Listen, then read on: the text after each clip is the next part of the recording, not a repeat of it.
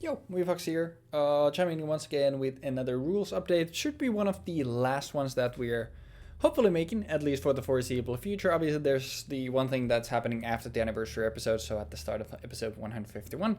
If you've been watching the episodes, you probably already know, but if you don't worry about it, you'll hear about it then.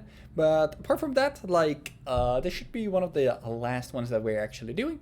And the change is that we obviously have our generic pool of cards.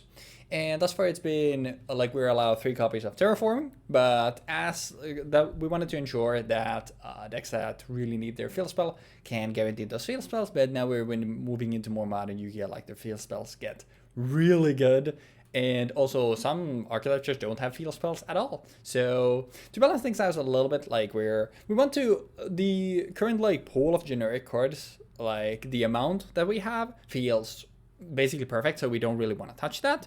So we're limiting Terraforming to 1 copy. It still remains in the generic pool though, and we're introducing 2 new cards into that pool, those being Monster Reborn and a Foolish Burial.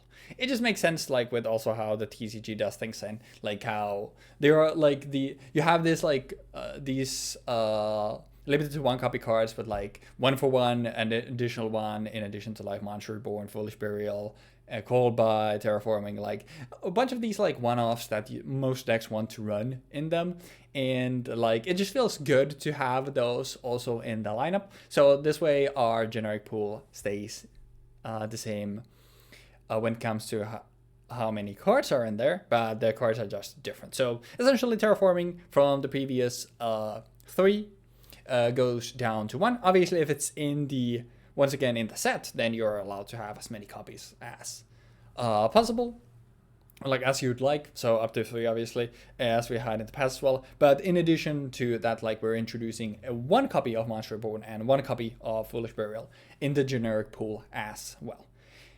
So yeah, that's gonna be from this episode 145 onwards.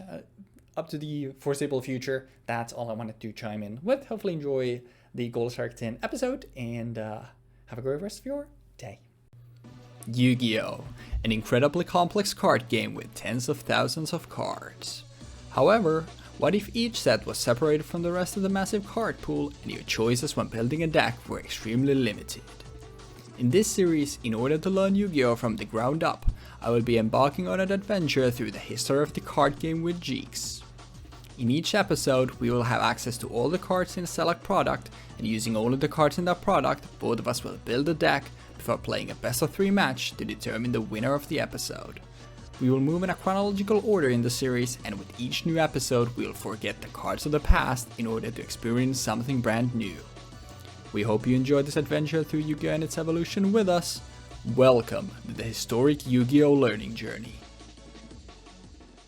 What is up, guys and girls, and welcome back to the Yu-Gi-Oh! Learning journey, this time with the 2019 tin, which is the gold sarcophagus tin. And this is where I would normally go over the contents of the entire set, but as you can see, yeah, there's quite a few cards. So if you're familiar with these sets, like they have just essentially the all-stars, the best of the previous year. So we have a total of 270 cards in our pool, and they're all stuff that we've seen in previous sets, so it doesn't really make sense for me to go through them. Obviously, there's a bunch of archetypes there, but like, if you've been keeping up with the series, which I assume if you're actually watching these, then you have, and then yeah, it kind of doesn't make sense. And if you haven't, then you somehow stumble across this, then hi, thank you for clicking on the video. Maybe you go check out some of the other ones. We've been having some good games lately, but some new stuff actually is in the tin itself. These are like the what's their face, like the box toppers essentially. We have just new like neat stuff for legacy archetypes here in Blue Eyes Alternative Ultimate Dragon, Magician of Black Chaos Max, as well as the Exodia, the Legendary Defender, whereas alternative Black Dragon, and Neokaiser Collider, and the Palladium Oracle Mana as well. We also have the 3 God cards. They get new arts. Obviously, the effects are still the same, where we're printing Raigeki and Monster Reborn, and then some a really powerful hand trap, not really powerful for us, but in the very modern metagame, obviously very good. And two of some of the best board breakers ever put in the Yu-Gi-Oh! In Nibiru and Dark Ruler no more. Especially Nibiru, we've been talking about a lot. But finally having access to Nibiru here, obviously very big. Dark Ruler no more. Your opponent takes no damage for the rest of the turn, but it is also unable to be responded to, which makes it a really potent and really consistent board breaker. Then, what are we actually playing? I am playing Salamangreat. I'm pretty sure this is going to be the last time I bust out Salad, because Salad is very outdated at this point. Like, the boards that you're able to put up are obviously not very impressive. It's very consistent, but what you're putting out is not that great. And even, like, having all the recursion that you have with what you're actually capable of putting out isn't that impressive. But I was, because obviously it's one of my favorite decks, I was gonna play it initially on the anniversary episode, but looking through the contents of the Gold Sarc 10 Mega Pack, it had like everything that you would want for Salads in here already, so I figured might as well play it here, and then we can play something else in the anniversary in its stead. But as you can see from my side deck, I am actually running a ton of board breakers and just going second cards. And my plan, honestly, here is maybe to try a going second strategy here, just because of like how good a lot of our board breakers are and what cards we have access to. So I figured, since like at this point putting on the board a Sunlight Wolf, something else, and having a single either pop 2 or an Omni Negate set is not really that potent, I figured, you know what? Let me just try the consistency and try to make that work going second. Obviously, most of these cards are familiar, so I'm not going to explain them in too much detail. We have triple Foxy, one of our best normal summons. We have two Jack Jaguar. We need it for the what's his face? For the equal split, and having a second copy of Jack Jaguar actually isn't that bad, because if you get or run one and you get it from your in your starting hand, you don't really have the greatest targets if you're going for Mirage Stalio, so the second one actually sometimes comes up. We have Falco here for our hand traps. Unsurprisingly, we're running Ash Blossom as well as Infinite Impermanence.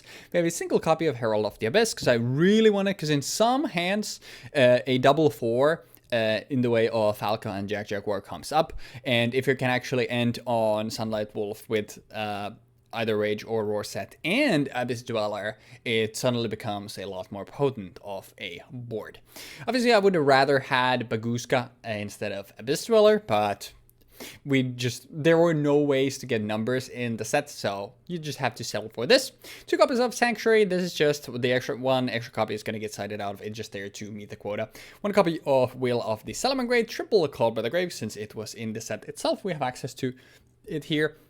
And as you obviously saw from the rules update, we have updated the generic card pool. We have limited terraforming to 1 from 3, but with that comes Monster Reborn as well as Foolish Burial. Monster Reborn also in the set, obviously, as we saw in the box toppers, so that this would be legal at 3 copies anyway, which is why we're playing all 3, 2 in the side just, and then the Foolish Burial in the main, through obviously our new extended card pool. Really nice to be able to send stuff like Spinny if you don't open it otherwise. As for the stuff we get through Legacy Support, triple Gazelle, obviously our best main deck monster, triple Spinny, a close second, backup Secretary at 2 copies. It's usually I would run this at 1, but because we're going for more of a going second strategy, I figured might as well go for 2 copies for the consistency. It is obviously searchable by Silent Mining or Lady Debug, but just free extension. Once per turn. It's a really nice Lady Debug there if we can't get access to Gazelle or Foxy in a good hand, or Circle or Silent Mining. Obviously we have, like I said, the deck is very consistent.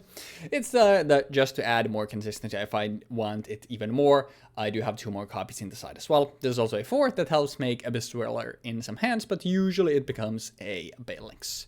And finally, Flame Buffalo finishes off our main deck monster lineup. It's just there to give us a draw 2 by discarding a Cyberse monster when it leaves the field. Sorry, if it leaves the field, which is nice for link summoning.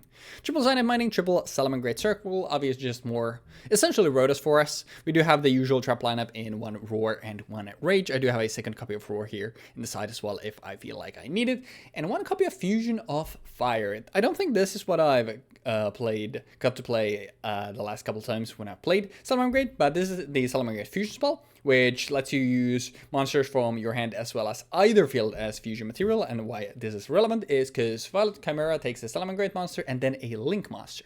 We'll talk more about Violet Chimera soon though. As for the side deck, like I said, more copies of the extra stuff we've talked about, and then just a bunch of going second stuff. We have triple copies of Pankra, obviously just a free summon and a pop. Nibiru 3 copies as well, you better know how to count to 5. 2 copies of Raigeki, because it's still actually not that bad, and it's good into a decent number of archetypes in the set. And 2 copies of Dark Ruler no more. Obviously, if it's something unbreakable, this lets us break the unbreakable boards. But other than Borreload Dragon, like a lot of stuff, we don't really want to go for this because we're trying to actually OTK through Borreload or Violet Chimera. As with the extra deck, as I just said, Borreload Dragon, there no big surprise. This is going to be like the mainstay until we get access to Access Code Talker. And then we have, for the Salamangreat stuff, we have 2 copies of Heatleo. Heatleo, I don't remember playing previously, so I'm going to explain it. If it's a Link summon, you can target a card in your opponent's spell drop zone, shuffle it into the deck. This is not limited by any means. If you're summoning multiple copies of this, then you get to trigger them as many times as possible. Once per turn, during your main phase, if this card will Link summon using Heatleo as material, you can target a face monster on the field, and the monster in your grave with the attack of the first target becomes equal to the other targets until the end of this turn. Target a Banlist in your grave makes something your opponent has 500. Yippee. Why it's relevant is I'm gonna skip ahead to Violet Chimera here, because this is where it's relevant. If this is fusion summoned, you can make this card gain attack equal to half the combined original attack of the materials used to summon it until the end of this turn.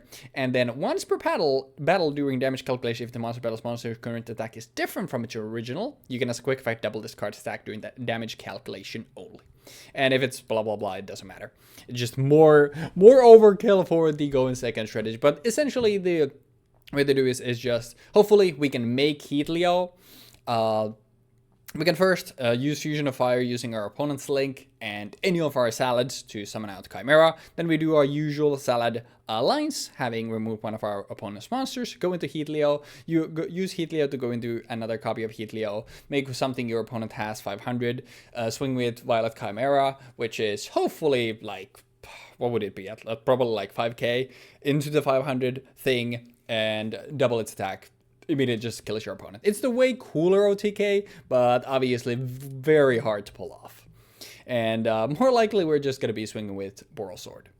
Nightmare Phoenix, 1 copy if we just need the spell trap removal. It's nice because even if you're locked with Smear Stalio, this is a fire that still works. Triple copies of Sunlight Wolf and Bailings, no great surprises there. 2 copies of Mirror Stalio. The second one doesn't come up very often either, but like initially I had this 3 copies, which is like way overkill. So the second copy sometimes comes up, but very little, but I don't need anything else. I feel like I don't need an extra copy of anything else, so I'm happy with 2. And then finally, a single copy of Abyss Dweller just takes 2 level 4s.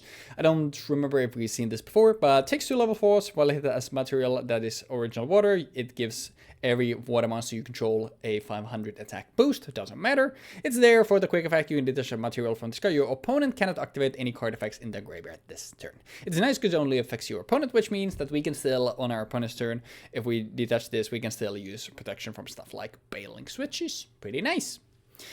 But yeah, that's about it. That's a 10-minute deck breakdown, which is pretty nice. And obviously, since we know all these cards, I don't have to explain the effects. And this in general just felt a lot better. So we'll see if I start like straying towards this where I'm explaining less of the cards, what they actually do. And at this point, it's 145 episodes. If you're watching this, I assume most of the stuff that we're going to be playing, you know what they do. So we'll see. You know I'm a periodic yapper, so there's a large likelihood that it doesn't matter. But regardless, thank you for watching the deck breakdown. Hopefully enjoy Jeexx as well. And afterwards, I will see y'all in the dueling zone. Okay, so we are playing Gold Sarcophagus, I believe. I think it's called 2019 Gold Sarc. Yeah. I am running, as you can see, Madolches with a bunch of shit that should probably never be in a Madolche deck.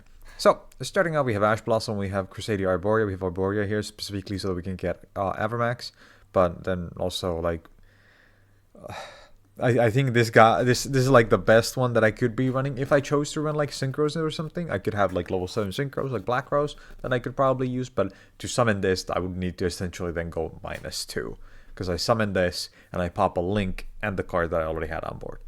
Angeli, this has been a long time coming, by the way, in case you guys aren't aware. I've been trying to make, like, play Madolches on multiple occasions, but every time the Madolches have been up, there's been something else that I have been more keen on playing instead.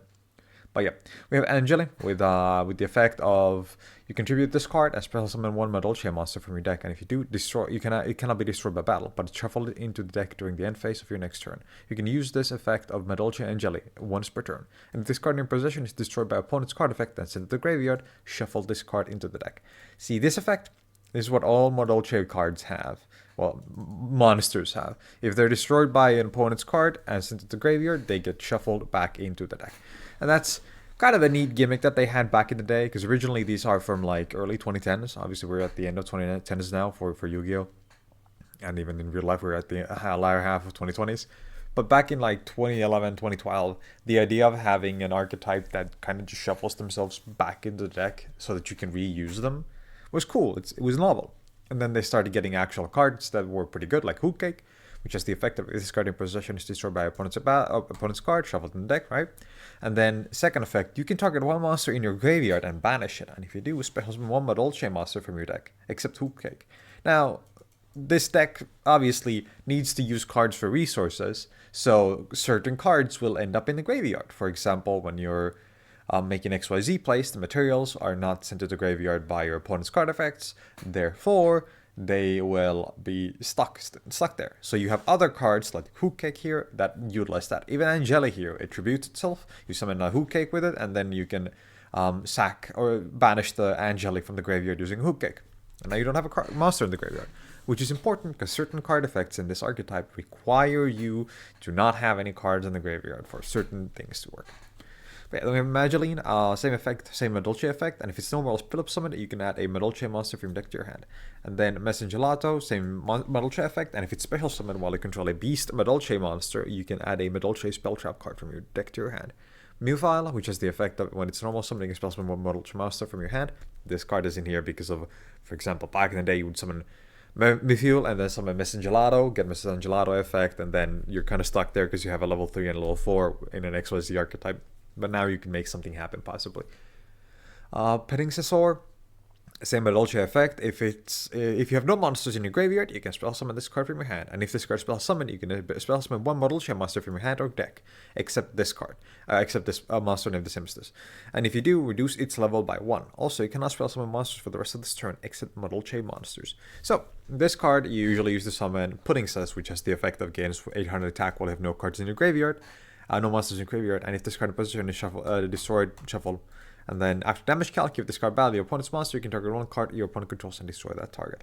This card is usually someone using this because of the fact that there is a card that needs this as material, and you would like to have it be summoned under a rank 4 specifically. So you summon this, you summon Pudding Cess, you summon either Tiramisu or Glass Souffle, and then you summon a Chocolate a la mode, Pudding Cess Chocolate a la mode on top of that. Right. We'll get to that in a sec. We get Nib. Nib is in here. Nibiru is finally out. We're going to be seeing this guy a lot, I think. Called by the Grave, Last Duel, Madolche Chateau. Last Duel I should probably mention. This card is... I'm really curious to see if I can actually use this, because as you can see, it's an if a monster in your side of the field was sent to the graveyard this turn, you can spell summon one monster with 1,500 or less attacks from your deck. And there's a lot of cards that are targets for this in this deck. And obviously... links innately enable Last Will, for example. It's really useful, really nice, really handy. We'll see how this works out. Chateau, when this card is activated, shuffle all Madolche monsters in your graveyard to the deck, and all Madolche monsters on the field gain 500 attack. And if a monster in your graveyard will be returned to the deck, you can add it to your hand instead. This effect is really good. Like this card is like genuinely really good. Ticket, when a Madolche monster from your is returned from your side of the field or graveyard to your hand or main deck by a card effect, add one Madolche card from your deck to your hand. And if you control a face-up fairy type Madolche monster, you can spell summon the monster from your deck in face-up defense position, attack position, instead of adding it to your hand. Yep. Raigeki, Hornet Drones, Shark Cannon, Widow Anchor, Engage. Don't think about why I'm running Sky Strikers. Now we have access to terraforming only at 1, by the way. Very important. We have access to terraforming, Monster Reborn, Called By, and Foolish Burial all at 1. So, yeah. Then we have the Salamangreat, which I'm running so that I get last well. Infinite Impermanence is my second hand trap. Then we have Cerberus, Phoenix, Unicorn on the side. We have some board breakers in the form of Dark Ruler No More and Raigekis. And more copies of Sky Striker cards. Then we have Imperm and a Red Reboot. Red Reboot comes out in this set, I think. So it can be pretty useful. If, for example, we're going second, I'm siding a bunch of board breakers into my shed and I have Red Reboot in hand. I can kind of safely try to break Weebfox's board, assuming he's playing something that has traps in him. Chocolate a la mode. The XYZ monster lineup in this deck is actually pretty strong. Like, genuinely speaking, I'm really impressed by the power level of Madolche XYZ monsters every time that I think about them. Because it just feels like these were made ahead of their, like, before their time. Like, I think Chocolate a la mode actually comes out in this set or came out very recently. But specifically, I'm thinking like Tiramisu. Tiramisu is a really good card for what is, I think, a 2012, a 2013 card. I think it's Tachyon Galaxy, so 2012. So yeah, when you just think about that, this card is like 7 years old at this point and has non-targeting shuffling removal. That's really strong. Like non-destruction, non-targeting removal that spins it back in the deck. Genuinely one of the best forms of removal in this entire game, alongside Banished Face Down. Like those are the two best forms of removal in the game: banishing face down and shuffling off the field. So yeah. Then you could also argue that tributing is better than shuffling off the field. But if you could shuffle off the field for cost, that would be better than tributing for cost. And that's kind of what I'm thinking. Like if you had the option of tributing, shuffling face down, or banishing shuffling deck into deck, or banishing face down for cost, those two would be better than tributing, because tributing can be played around. For example, like you can have a card that says you cannot. Well, say for banishing, you can prevent cards from being banished, or you can prevent cards from being tributed, but those are unlikely to happen. But I think tributing itself is more likely to happen because there are certain archetypes of decks that actually do run tribute monsters. So you would be playing cards that prevent that from happening. But yeah, a tangent over. Chocolate a la mode has the effect of it's a level 5, it's a rank 5 XYZ monster. It can be summoned with 2 level 5 Earth monsters, but it has the effect of you can also XYZ summon this card by using a rank 4 or lower Madolche XYZ monster controls material. Transfer its materials to this card. Once per turn, you can target one Madolche card in graveyard and shuffle it into the deck. Not detaching. You should shuffle one into the deck once per turn. Soft once per turn too. While this card has Madolche puddings as material, when a Madolche card in the graveyard is shuffled in the deck, you can detach one material from this card and special summon one Madolche monster from your deck in attack position or face down defense position. So neither of these effects are hard once per turn, so if you get multiple of these off, you can really easily swarm and get a really big board going. 2 of these is already with Chateau. I think it's Chateau. Is already like 2-3k beat sticks that have, well, not instant speed responses, but can kind of get more bodies on board immediately after you've killed something, because a lot of these cards are obviously going to get reshuffled. So I think this card is really strong. This is really good for extending and really good for setting up really strong boards, and even on your opponent's turn, it's something that they need to be aware of.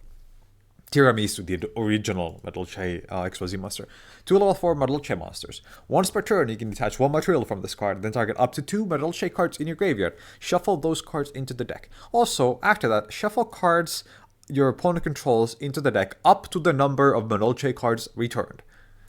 So here, this effect is really crazy. It's like, it's not just monster removal, it's like removal as a whole. Shuffling removal on a card that can do it twice is really scary for 2013. The only issue that I think that I would say that the archetype had at the time was just the fact that it had a hard time actually getting into a Tiramisu, because a lot of their good extenders were cards that would go into the graveyard and do stuff from the graveyard using the cards that they summoned, and the cards that they summoned would not be rank level 4s. Like, for example, Hook Cake here is a level 3, which summons another level 3 Madolche monster, which then leaves you in a position where it's kind of useless because you can't make a Madolche link with those. So you would make something like Levier and then go from there and do some other stuff.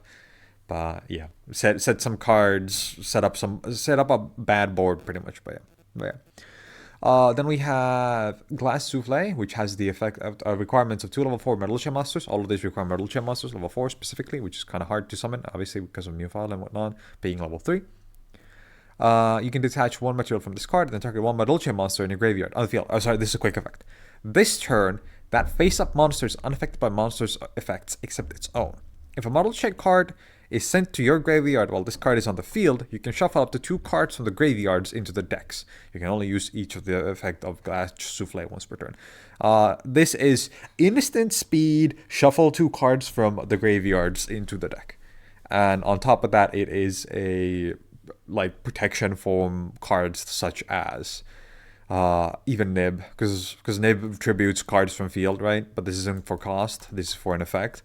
So you can use this in response to Nib to shuffle cards from the graveyard back into the deck and then make something unaffected by Nib. That's cool. That's really nice. Then we have Borlow Dragon, my favorite Madolche card in this deck. Same story as with Gadgets. It's a top end card that doesn't require much setup. So it's just something that I can end on, and I can have a big beat stick that will help me deal with the threats that I would not be able to run over, or threats that would be problematic to have on my opponent's side of the board. But yeah. Then we have Sistart, fresh Sistart, 2 Madolche monsters. While this card points to Madolche monster, Madolche spell traps you control cannot be destroyed by card effects. Also, neither play can target them with card effects. If this card on field would be destroyed by battle card effect, you can shuffle one Madolche monster from your graveyard into the deck instead. Avramax, 2 monsters spell summon from the extra deck. While this card is link summoned on the field, your opponent cannot target this card with card effects. Also, their monsters cannot target monsters for attacks except this card. Once per turn during damage calculation, if this card battles a spell summon monster, quick effect, you can target one to make this card gain attack equal to your opponent's monster's attack during damage calculation. If this link summon card you control is sent to the graveyard by an opponent's card effect, you can shuffle 1 card on the field into the deck. Kagari, Kaina, and Shizuku. I don't think I need to explain what these are for, because we have the package in here. But yeah, that about does it. I think this is going to be a really fun deck to play. I think it's going to be really cool to finally get around to playing Madolche, considering that this is one of my favorite archetypes in the game. So it's really cool, really nice, really fancy. But yeah, that about does it. Good luck with the games. What's up, guys and girls? Welcome back to Historic Yu-Gi-Oh! Assaulting Journey, this time with maybe narrated duels. No, but for seriously though, my apologies for last week, and I wish I was kidding, but the file is it's been so many days at this point. I've tried everything still. The file is just fucking corrupted, which is so funny that was the episode that it decided to happen to, because I went to try the other video files because I was just worried. I even got another editing software running just in case, but it was literally just that video file. Everything else works perfectly fine, so my editing software is fine, and it was just that one video, which I guess the Havents decided that it should not be released to the public, which, to be fair, I guess that's fair enough, but not being very funny. But Jeexx, Gold Sarcophagus 10, how are we feeling about this one? Well, we're going first, and hopefully we win this. By going. Anyway, we're going first. You sure are? Well, I would like to activate. Do I want to activate this? Do I want to? I kind of don't want to activate this, but I think it'll be. Wait, do I have the line here? I don't want to activate this card. This card in question being a Sky Striker Mobilize Engage. It's actually Sky Striker Mecha Hornet Drones, because I'm gonna get made fun of when I activate Sky Striker Mecha Hornet Drones to summon a token on my side of the field. Which I will then editor me put on the SpongeBob meme. Put this back into my fucking hand. No, you fucking won't. Suck my nuts. You're not putting anything back to your hand. Put that shit back in the grave. God. He's making me put that shit back in the grave. This cannot be. Can you believe this, man? Ladies and gentlemen, he is actually heinous. He's a criminal, I tell you. Criminal! Wait, that gave me an idea. Instead of ladies and gentlemen, it should be laddies and jello men. Like Yes. men made of gelatin. Men made out of gelatin. There's a good joke. During the end phase, blah, blah, blah, blah, blah, blah. Once per turn. Yeah. Yeah, you know what that does, right? Yeah, once per turn during the end phase, add engage to your hand. Yeah, yeah. Normal Sun and Jelly. Tribute and Jelly. Oh, Madolche. Madolche? Go Madolche! for it. I thought Madolche was it that Madolche don't want monster to be on the grave, or is just no cards at all? Perchance. I thought that was their gimmick. If this card in your possession is destroyed by opponent's card effect and sent to the graveyard, shuffle this card into the deck. Perchance there is something about monsters. Is this okay? Yeah, that's perfectly fine. Okay, I special summon from my deck a motherfucking hoot cake! It's been a while since we've seen this guy. And I banish for this motherfucking hoot cake and Angelic from my graveyard. Shuffle this card into the bio. No, that's you can target monster and carry banish it. Plus a model chimera from your. Except for Hoot. No. Go for it. Banish. Fucking.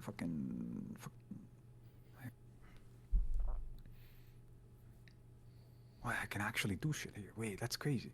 Oh I can shit. summon this. Oh shit, motherfucker. Oh shit, we got some plays. Actually, you mind if before I summon Shizuku, I summon the fucking other guy so that I have a link zone here? Go for it. And then later on, I'll summon Shizuku instead of this thing. I need to read some stuff that I have in here though, because I'm kind of curious now. It requires material to be detached. This requires material to be detached. Woman card and target. This turn. Send for the graveyard. Will discard. You can shuffle up to 2 cards from your graveyard into the deck. Okay. Wait, that's weird. Alright. I summon out from my deck. Don't do it. A Don't you fucking do it. Wait, this is a really bad hand, actually. Because I can do this and I can summon another guy, but it doesn't do anything for me in this position. I can summon this guy and I can add a card into my hand, but that doesn't do anything because of the fact that I have a thing at the graveyard. Jelly back to my hand and using Jelly next turn, but I can also go for Mr. Gelato and have a... Oh my god, it's Negative. Mr. Gelato. It's Mr. Gelato. Him. The guy. The dude. You know him well. Okay, but what if I made like this one guy? Link You can make 4, the one guy. 3k, 3 effect monsters, can't be targeted, you know. He'd be pretty good here, methinks. Double checking though. Discard in battle would be destroyed. You can shuffle a Madolche monster. Okay, that's not what I want. I'm summoning from my deck a motherfucking petting Scizor. Papa. When it is special summon, I can special summon a Madolche monster from my deck or hand and reduce its level by 1. Cannot special summon anything for the rest of the turn except for Madolche monsters. Which then, in fact, I cannot even do the thing that I was intending on doing, so I'll just have Shizuku here. Fair enough. Never mind. Level by 1, so that lets you make 3 or 4. I don't know what the fuck the Madolches do, but go ahead. Okay, I special summon Madolche Pudding Cess, which becomes a level 4. And Yes, then I sir. would like to overlay using my Madolche Pudding Cess and Petting Sosaurus to summon out a fucking Teacher Glasoufle. And then I would like to activate nothing, actually, because fucking killing myself, bro.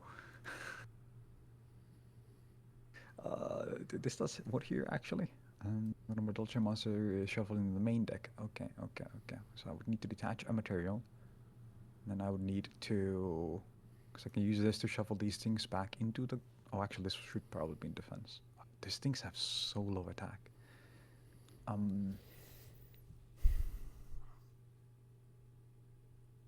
Monsters into the graveyard while this card is on the field. Kind of wish there was a Link 1 Madolche card. That would have been really nice. Or a Madolche card that only required one Madolche monster as a material. That would be really cool. Because like, then I could use Hoodcake and Shizuku here. But instead, I'm fucking dying.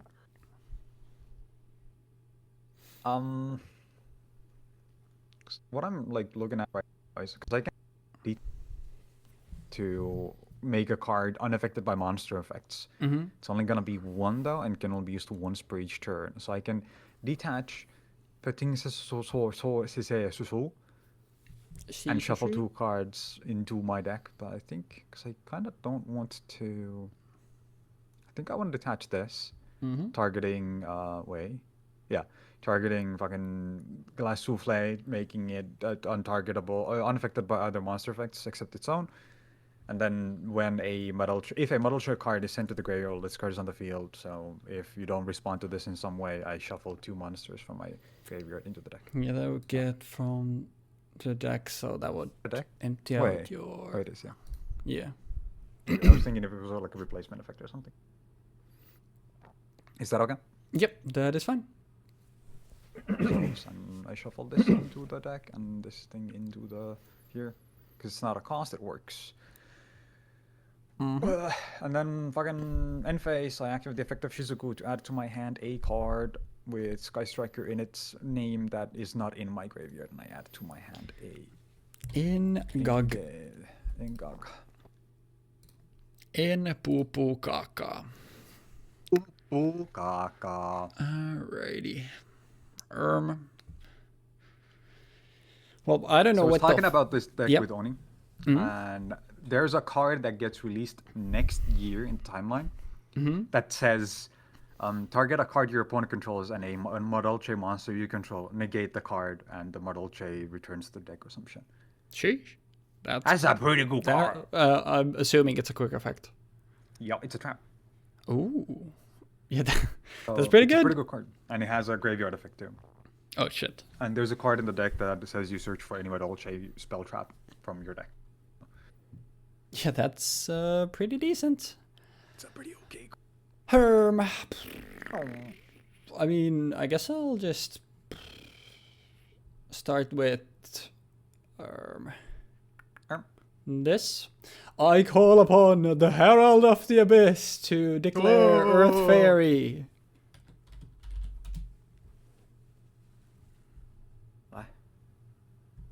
I would like to get rid of Glass Souffle. Your opponent must send one face of monster with the declared type and attribute from. I think you're the only one who's activated this card thus far. Yeah, that's kind of odd. I activate Patinx's Glass Souffle in response, targeting my Hoodcake. Mr. Hoot Is is this okay? unaffected by monster effects. Yes. Cake is giga powerful now, and then It this thing is goes to the graveyard. And it very doesn't shuffle strong. because- Interesting. If this, I wonder if this was magic. If when you use Glass Souffle's effect to send Patinx's Aura to the graveyard, and Glass Souffle dies, I guess it wouldn't happen because the chain doesn't resolve the same way. I was wondering if like you would end up in a situation where you have Glass Souffle in the graveyard after its trigger has been triggered. Obviously, it can't activate its effect if it's not on the field right now. So Yeah. Can I get to... I mean, let's find out. I would like to afterwards activate Salamangreat Circle. yeah, go for it, bro. I was initially gonna play this in the anniversary episode, but when I looked into the Gold Sark set again, this basically just has everything that Salamangreat has at the time. So I was like, you know what? I'd rather just play this here, and then in the anniversary episode I can play something more interesting. So I just figured might as well. Understandable. I'm thinking, because is there something that I would want with this? Because let's say I think so. I'll normal summon Lady Debug. Yeah. And with Debug, I will add to my hand a level 3 or lower Cybers, so we'll go for backup secretary. I will shit my pants. I will special summon backup secretary. Since I command a Cybers monster. That sounds like something that they would say that you do in Vanguard. Yeah, they definitely have moments when they say, I command a legion. Oh, wait, they actually do? Like yeah, they definitely have a character that says that. There's a guy called Leon Soryu who pretends to be like a fucking military commander and talks about commanding the Aqua Force. So, Pretends? Are you implying that they are not? It's because he's the last child of a clan of people that are like wind themed or some shit, and they're like, I can't even tell if they're actually super powerful or something. They just live on an island that used to be like a ship. It's fucking weird. Huh. Interesting. He's like the weirdest character in terms of story. Yeah, that he sounds... just appears, and it's like this guy in this regular ass story about card games is like the chosen child of a nation of people that has fallen to ruin, and he lives on an island alone with his two like attendants who are twin sisters. And wait, do they have green hair? They have like bluish green, like turquoise hair. Yeah. Oh yeah, turquoise. I think I've seen those characters somewhere. For sure, then probably in an opening. Now, when I'm thinking about 100%. it, it's probably because I've heard a lot of Vanguard openings. Yeah. But yeah, pitch Spinny, and obviously since a Salamangreat monster is sent, I will chain Gazelle. Yeah. Oh. Gazelle sent. Wait, what did you pitch for? Spinny, the hand effect, you can discard this to target a face monster on the field if you control Salamangreat. So I was wondering which one you were like. But yeah, that makes sense. Yeah. Gazelle. I did that to trigger Gazelle from my hand, and then can I do? I guess it doesn't really matter. I can go for.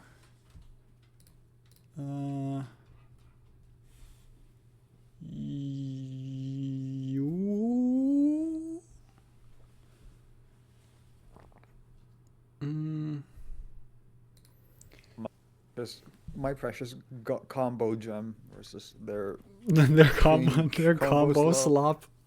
You're so right. I'm also thinking. I'm also thinking. The dog on camera. I don't want to lift him. He's just eaten, so his belly is full of soup. Soup. Cause let's say I go for. Essentially, I'm like, do I want to do more damage, or do I want to set up for next turn? And I think I will shit my pants. Cause if I go you, and then fuck it. Why ever think of the future? I'll just pitch. That's exactly what I was thinking too, man. Wait, do you have the... No. I'll just pitch Jaguar. Yeah. Then I will... I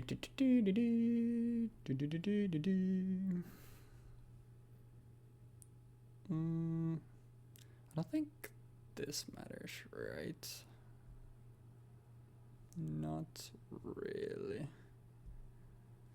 I will go for Spinny, since I control a salad. Oh. And then I will use Balinks as well as Spinny, who will get banished to go into Sunlight Wolf. Are you keeping count? Oh, of my specials? If you want to nib me, you can nib me in this deck. I don't think there's an actual line. Okay. Just.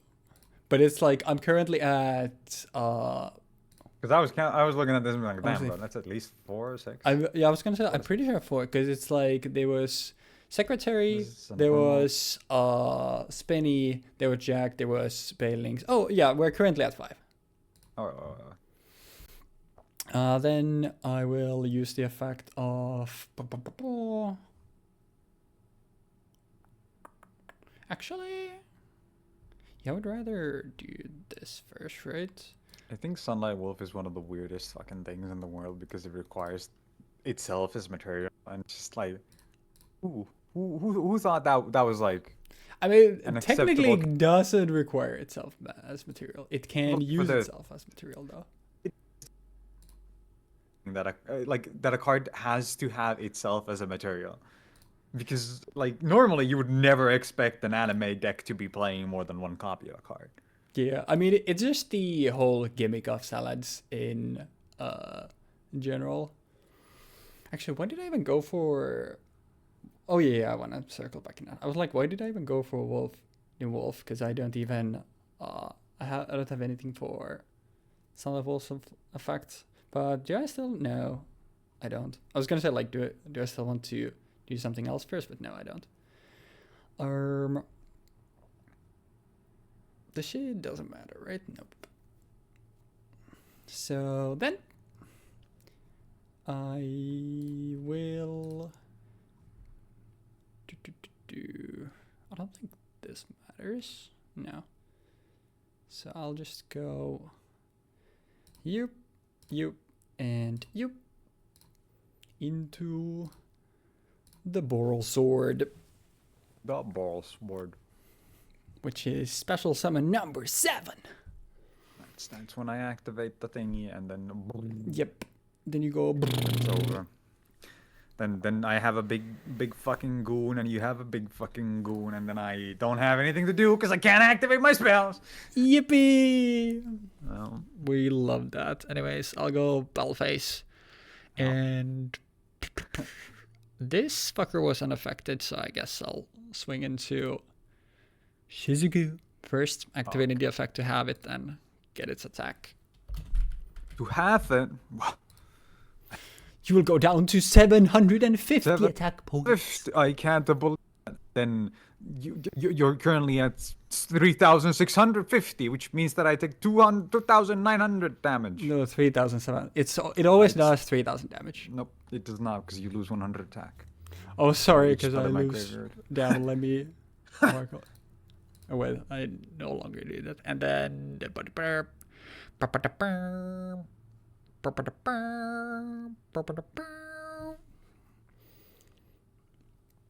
I will switch my thingamabob to defense to swing for another 2250. Wait. Boral Sword Dragon. This isn't once per turn. No, it is. Never mind. Yeah, the 2250. attack gain is another thing, and the like spell speed 4 thing is the set something to defense. Yeah. And that is all I can do. I will go main dos. Set this. Oh, I was just wondering if you could, because you don't need to reduce Hoodcake's attack to gain it. Yeah. I was wondering if you could just use Hoodcake's attack in this one. Yeah, if it would every time, I think like if it was a more of a like modern card, like it would probably be able to do that. But it's a in quotation marks like fair OTK machine. Oh. I do still like. I quite like Boral Sword and Access Code. Ooh, actually, I'm gonna activate this thing first, and then I would like to activate Widow. Actually, that doesn't work in response. I would need to wait until it resolves. Yeah. Okay, I'll just use engage. Yep. Engage is fine. Add to my hand a Hornet Drones. The horniest of drones. And then activate Hornet Drones to summon a token. And then this token has 1.5, 1.5. Mm-hmm. Which doesn't really matter because I'm sorry. I was to my hand. Engage. Now I'd like to activate the effect of Sky Striker Mobilize Engage. Engage is fine. And then I would like to add to my hand a copy of At the end of the series, you reckon Cannon. there's gonna be a more Orcust or Sky Striker played than Hero? Probably not, but genuinely at this point, I don't know for sure. You like Sky Striker? Oh. You feel like Sky Striker? No, you like Sky Striker. Sorry, my mom's calling. Oh, yeah. I'll be right back. I'll pause the recording. Alright, and we are back after a very prolonged break, and there might be another one, so I do apologize. Some personal matters, I couldn't foresee this coming, I'm sorry. But, Jeexx, you were doing something. You added Shark Cannon to hand. That's the last thing added that I Shark remember. Cannon to hand, and I would like to start off by activating... Time down, dude. That timing. Please tell me we can get back to it. I want to do... Oh. I don't think we can get back. No, I don't think we can. Dude. That's like I mean I can show you what I was gonna do. We can just play a third game off, but I'm gonna just Yeah, demonstrate what let I was gonna do. me just host that. That's right. We can, because I do. I mean, I can just pause the recording. I also go sure, but I do know. I know exactly everything that I had. So we can just that's fine. we can just recreate the situation. Then I'll screenshot this.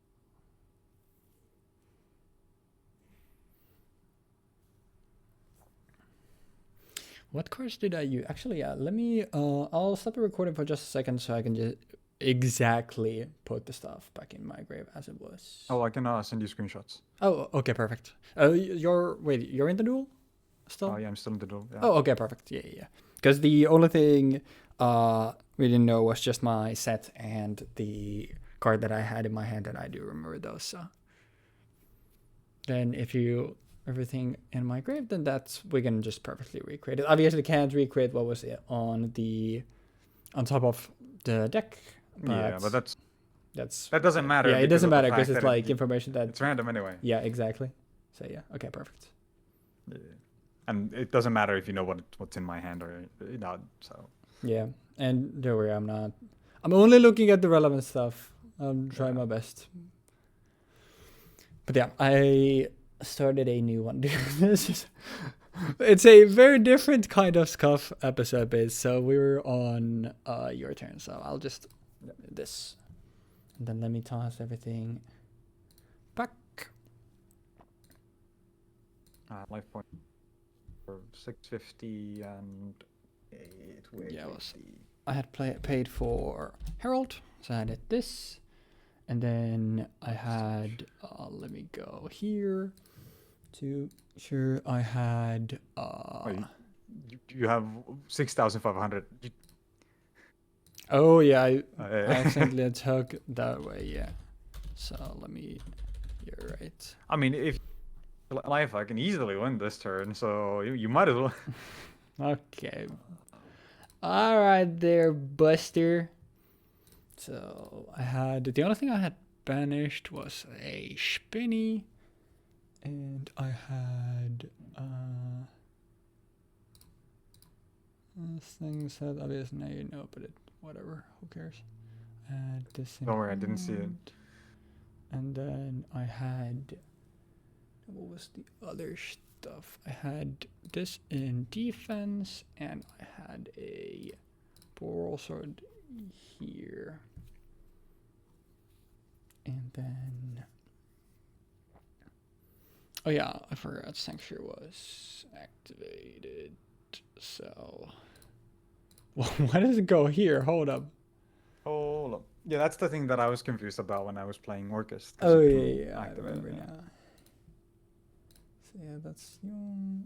And then my grave had a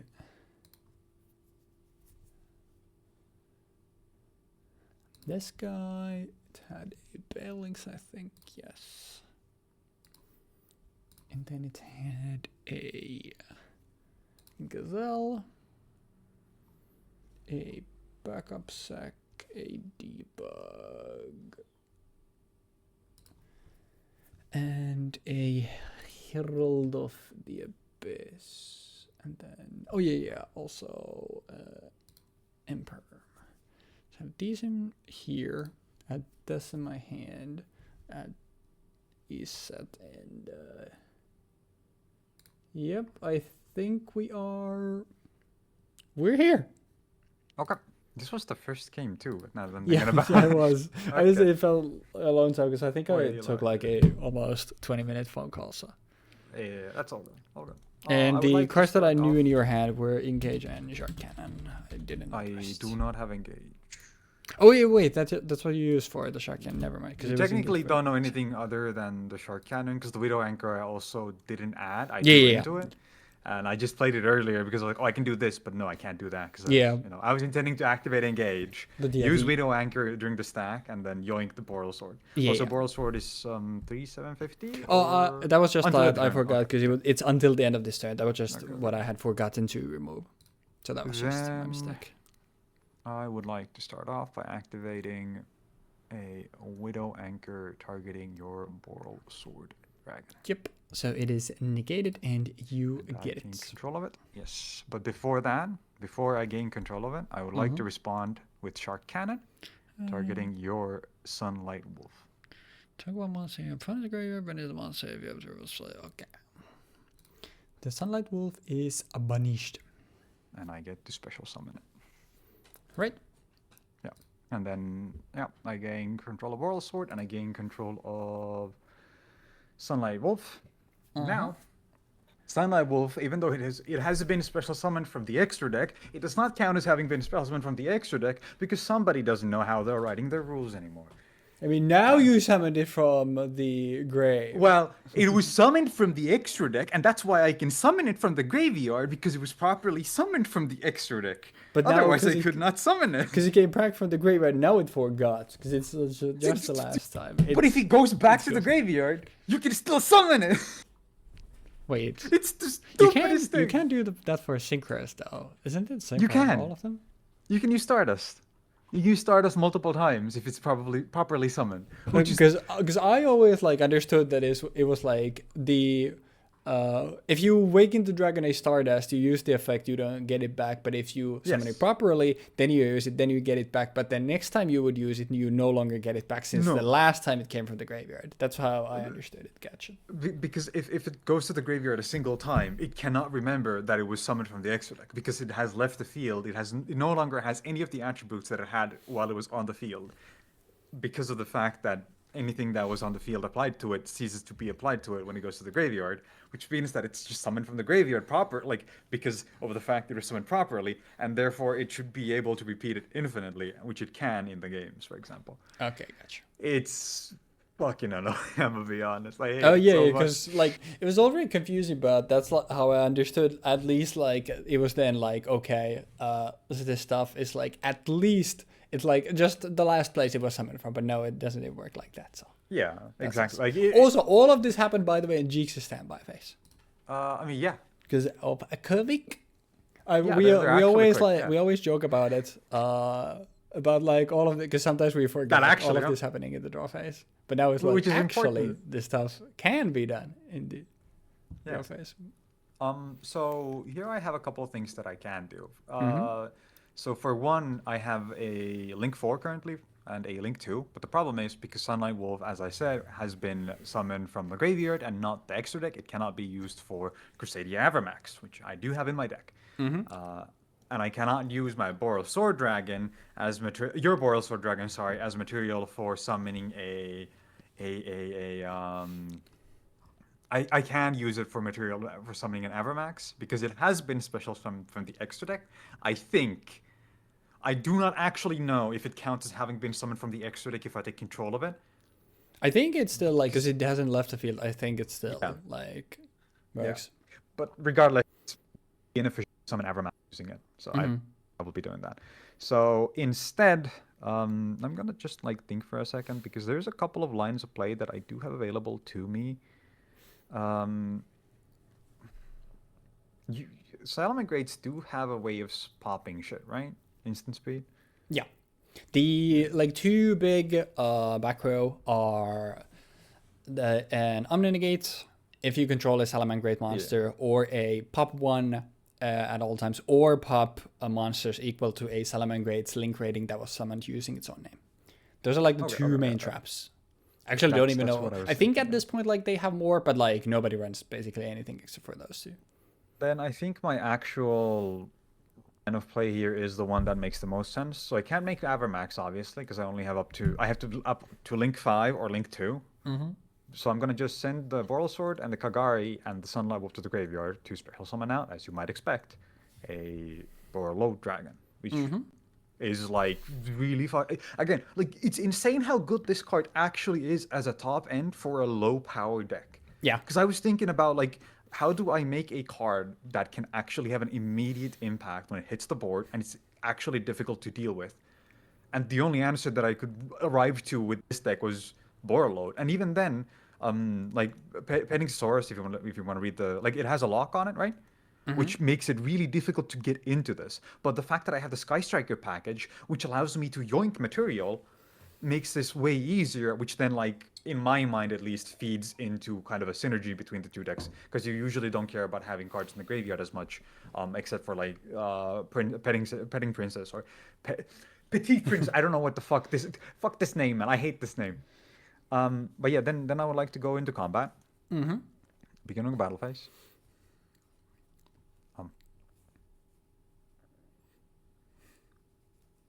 Oh, it's because it's. Oh, yeah. That's because this is technically the first turn right now. Oh yeah, So, yeah. like, But yeah, you actually can't even go into the battle phase. Yeah, if it's yeah. the But first yeah, turn. Interesting. But yeah, I would You're like in to battle attack phase into now. the. would you like to use the Jaguar. effect to take control of it, or you just get rid of it? Does the Omni Negate destroy? What does the Omni Negate say? Exactly. The Omni Negate is when your opponent activates a spell trap or monster effect while you control a Salamangreat monster, target the monster and destroy it. You can only activate one Salamangreat roar per turn. Oh, so it just doesn't negate the effect either. It just pops in. Oh, it's negate and pop. Okay. So it doesn't matter how I do it. Even if you have the Omni Negate, you wouldn't use it here because I don't think that makes sense, because you know that this doesn't matter. I would just kill it anyway. Right? So I'm just gonna. But I guess I might as well do it. I'm gonna yoink it. Yep. No. And then I have this here. I'm gonna put this guy over here. And then I go main phase 2. You can paste the mode to a zone this card points to. So it needs is it to just be. to a point? Oh, Yeah. that's annoying. That's unfortunate. I didn't want to put anything in that spot. So, but yeah. Anywho, then we go main phase 2. Yep. We have cards in the graveyard, which kind of sucks here. So I am going to start off by normal summoning.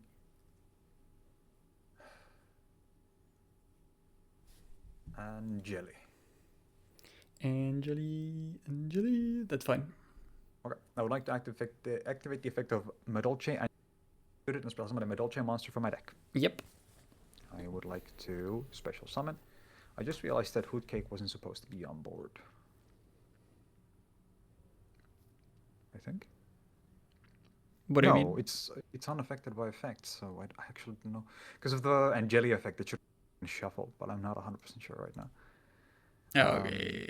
But I summon Hootcake, Mm-hmm. and for Hootcake, I banish a. I can banish a Hootcake, right? I can banish a Hootcake. I banish Hootcake. To special summon from my deck. Go for it. I special summon. I probably don't want to summon this thing here, but I want to summon it over here so that I have some space. Yep. I will special summon a whatever this thing is called. At this point, it's just given up. It's like, fuck it, bro. I mean, I'm not gonna bother anymore. Very fair. Yeah.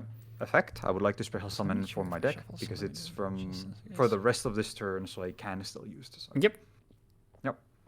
I summon from my deck a Pudding Cess. And then I would like to overlay using my Petting Today and my Pudding Cess to special summon out a. Which one do I want to do here? Because if I summon this, you need to control a Salamangreat monster to use the effect of Roar. Yes. Yes. Okay. The Omni Negate is you need to control a Salamangreat, and the pop is just you can pop one, like regardless. Okay. I would like to activate summon out Queen Tiramisu, and then use the effect of Queen Tiramisu to detach a material from her. to target up to 2 Madolche cards in my graveyard.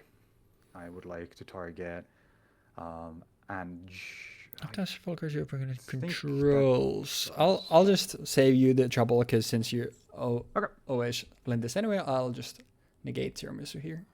Okay, and then So I'd I would rather like not to draw into the imperm. Special on top of it using Chocolate La Mode, which is Yep. allows me to summon a rank 4 or lower Madolche XYZ monster. Then like the active effect of Madolche Chocolate La Mode to return to my deck a Madolche card. Yep. And then when I return to my deck a Madolche card, I would like to detach a material to summon out from my deck a Madolche monster in face down defense or face up attack. Yes, sir. Oh, this doesn't have the right material actually. Oh, yeah. Now I realize. Oh, yeah. That's why I want to have this on here, because it requires me to have this as material. That as material. You're right. Yeah. Sorry. Don't worry about it. Then Pitting Scizor would be the one in the graveyard, and then I would like to detach Tiramisu and shuffle Pitting Scizor back into the deck. Yes, sir. Actually, yes, because I already have one copy in my hand, and I don't want to draw into. Actually, wait, Angelic probably makes the most sense. And then when it gets shuffled, you get to special something. I detach one. Yeah, I what detach would you Tiramisu. Yeah, what we'd like to. And then I would like to special summon from my deck a Messin Gelato, which has the effect of when it's special summoned, I would like to add a Madolche spell card from my deck to my hand. Go for it. Then I would like to add what is this now? This isn't once per turn, right? Yes, correct. I would like to add to my hand, double checking. When a Madolche card is returned from your side of the field to the graveyard to your hand or main deck by card effect. I can't use that now. Can't really use that here. So I'll add to my hand a Madolche Chateau. And then I would like to activate Madolche Chateau, which says when I activate it, I would like to shuffle all Madolche monsters from my graveyard to my deck. Yep. And that counts for literally all of them. It'd be kind of crazy if the activation also would then let you add those to your hand. Yeah. It's only. Wait. Effect of a Madolche monster. Yeah, that's the only thing that allows you to do. And then because I sent more cards, I would like to trigger the effect of Chocolate La Mode again, detaching material, which allows me to special summon another card. It is not once per turn. This is something that I found out. Oh yeah, the targeting is. Oh, you're right. Yeah. Go for it. I found out this earlier, thanks to a certain banana cat, a cat banana, if you will. I would like to special summon out a Messengelato, actually. Another one. I would like to add to my hand a Madolche ticket. And then I would like to activate Madolche ticket. I'm actually kind of screwed because of the fucking guy here, right? Then I can make another one of these. I can overlay these. And I can special summon you in defense. And then I can use you and you to link summon you. So that I don't lose the... Oh. But this is a bigger monster. I wonder if having a 3k body is better here than having like pseudo protection, because this gives me protection in the way of like if this would be destroyed, I can shuffle a card to the deck. Wait, but if I have this here, if I have this here, it's protected because of the effect. Well, this card points to a Madolche monster. Madolche spell trap cards you control. Oh wait, no, never mind. It has to be pointing to a Madolche monster, not Madolche spell trap. Oh man. Then I guess there is an argument to be made that I just want to keep this guy on board, and then I want to... Wait, because Hootcake goes back to the deck now. I get to add it back to my hand. Wait. Oh, interesting. So here... So I go to end phase, and in end phase, Hootcake will return to my deck. Interesting. I can put this on the top of my deck, and then I can activate the effect of Ticket or Chateau to instead have it added to my hand, or I can special summon from my deck a Fairy Madolche. If I control a Fairy Madolche monster, I can special summon it in defense position, in attack position. That's not as good as I thought. I do not have Messengelato, however, so... I don't know. I'm scared that you're gonna go... I mean, I guess it doesn't matter. You already have a path to killing me if you have another Boral Sword. Ready to go. I guess I'll just take Hookake back. Mm-hmm. And then it's your turn. Alrighty. I have 1 instant speed reaction. So Does this... What does this do? Because this gives Madolche's protection from monster effects. yes. That's still fine because I can swing into anything else spell C4 if I get there. But the question now is, do I have enough resources? Because That's kind of what I'm like wondering about. That's why I wanted to get rid of this thing. Mm-hmm. Because I didn't want you to be able to use it as a way of climbing. Yeah. So.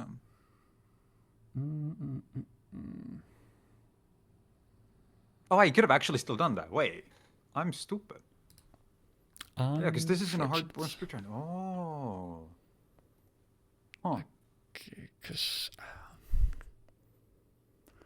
let's say I go into this.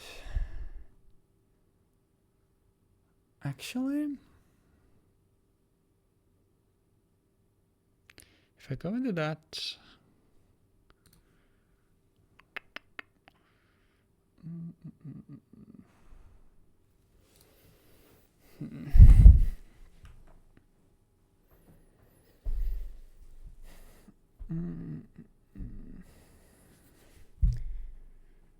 I use the issue is if I go you,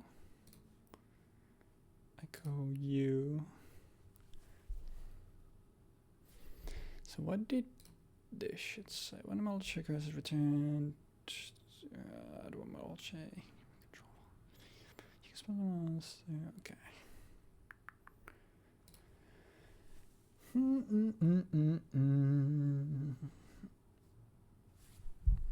If monsters in your graveyard will be returned to the deck, you can add it to your hand instead. I don't know if that counts for each instance or singular instance. I don't think this does anything. Because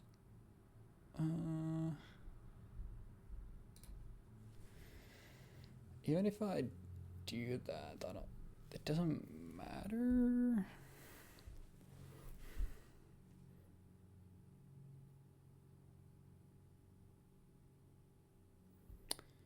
I do this.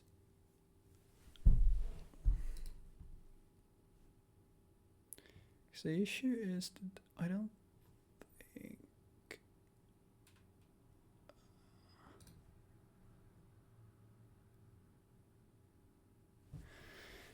I don't.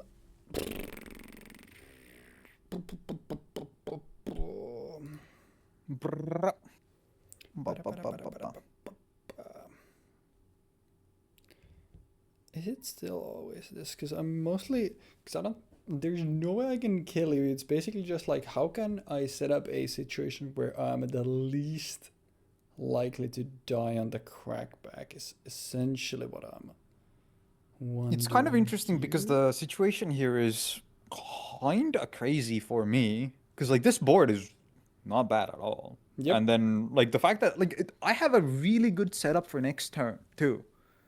Because, like, whatever I do, Glass Souffle is going to shuffle 2 cards back in the deck, essentially.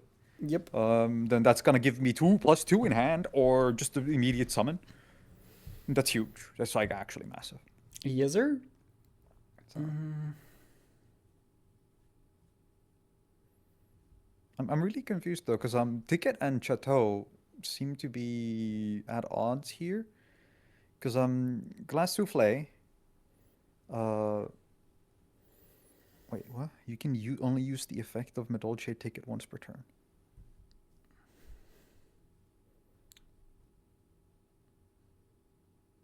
Oh, the yeah, it's a ad. replacement effect. Yeah, the replacement effect is counted as a part of the first effect too. Madolche card is returned from your side of the field or graveyard to your hand or main deck by card effects. You you add. Okay. That you can special summon. Yeah. And that's why it says you can only use the effect instead of you can only use both effects. Anyways, I don't think it would have been because there was one really funny draw in my deck, but didn't get there because if I got it, we always obviously do the funny. If we didn't, so I guess we'll just try for this. I would like to activate Salamangreat Circle. Yep. And circle, this doesn't matter, question mark. Actually, does it?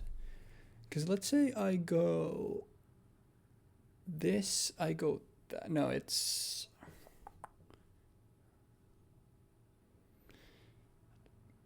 Because even if I do this and summon that, I don't, yeah, it doesn't matter. Yeah, sure. So we always add still the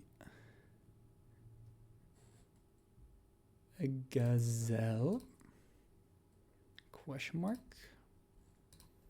Actually, do I add the gazelle?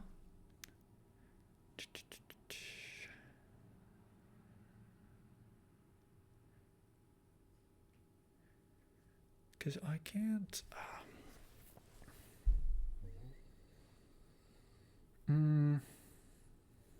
This glass souffle card is better than I thought.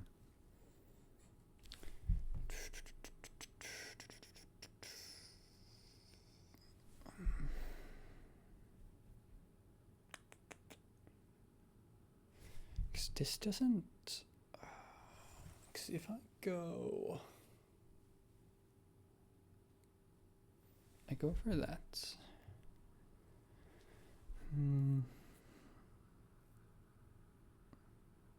Yeah, that doesn't work. So I go for...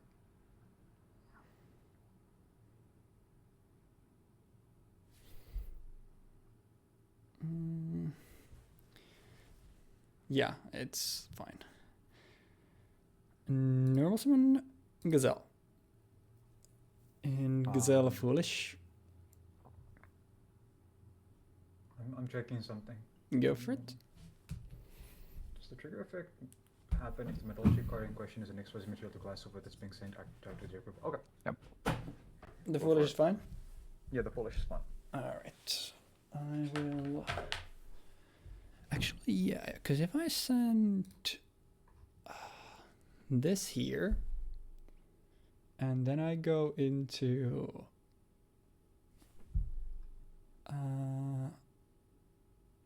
wait, if I send you, I go into you using you, then I go into... Hold up, wait, can I get there? So just in case it affects anything, I just checked. If I activate the effect of glass souffle, I can use her effect immediately, and I can shuffle up to 2 cards from either graveyard into decks. Yeah. Yeah. If that affects anything. Yeah.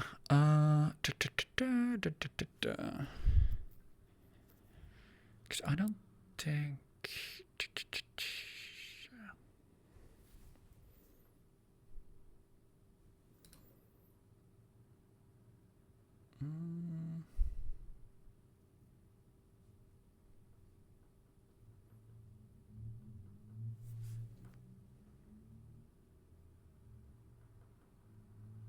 Yeah, this also shouldn't be here anymore.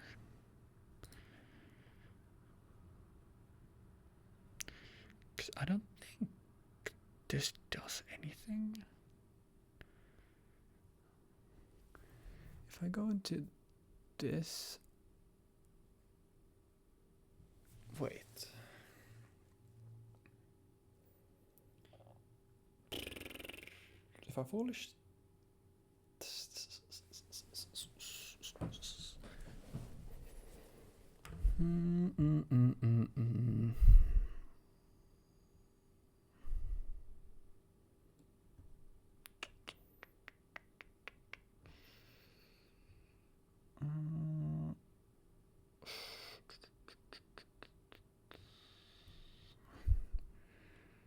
there... Does it matter which one of these I go for? I don't think so.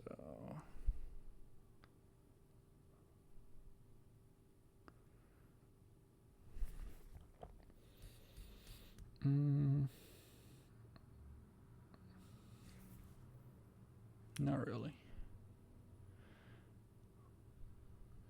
I'll go Jaguar the Grave. Jaguar. What does Jaguar say? Yep. Wait, what? What does Jaguar say?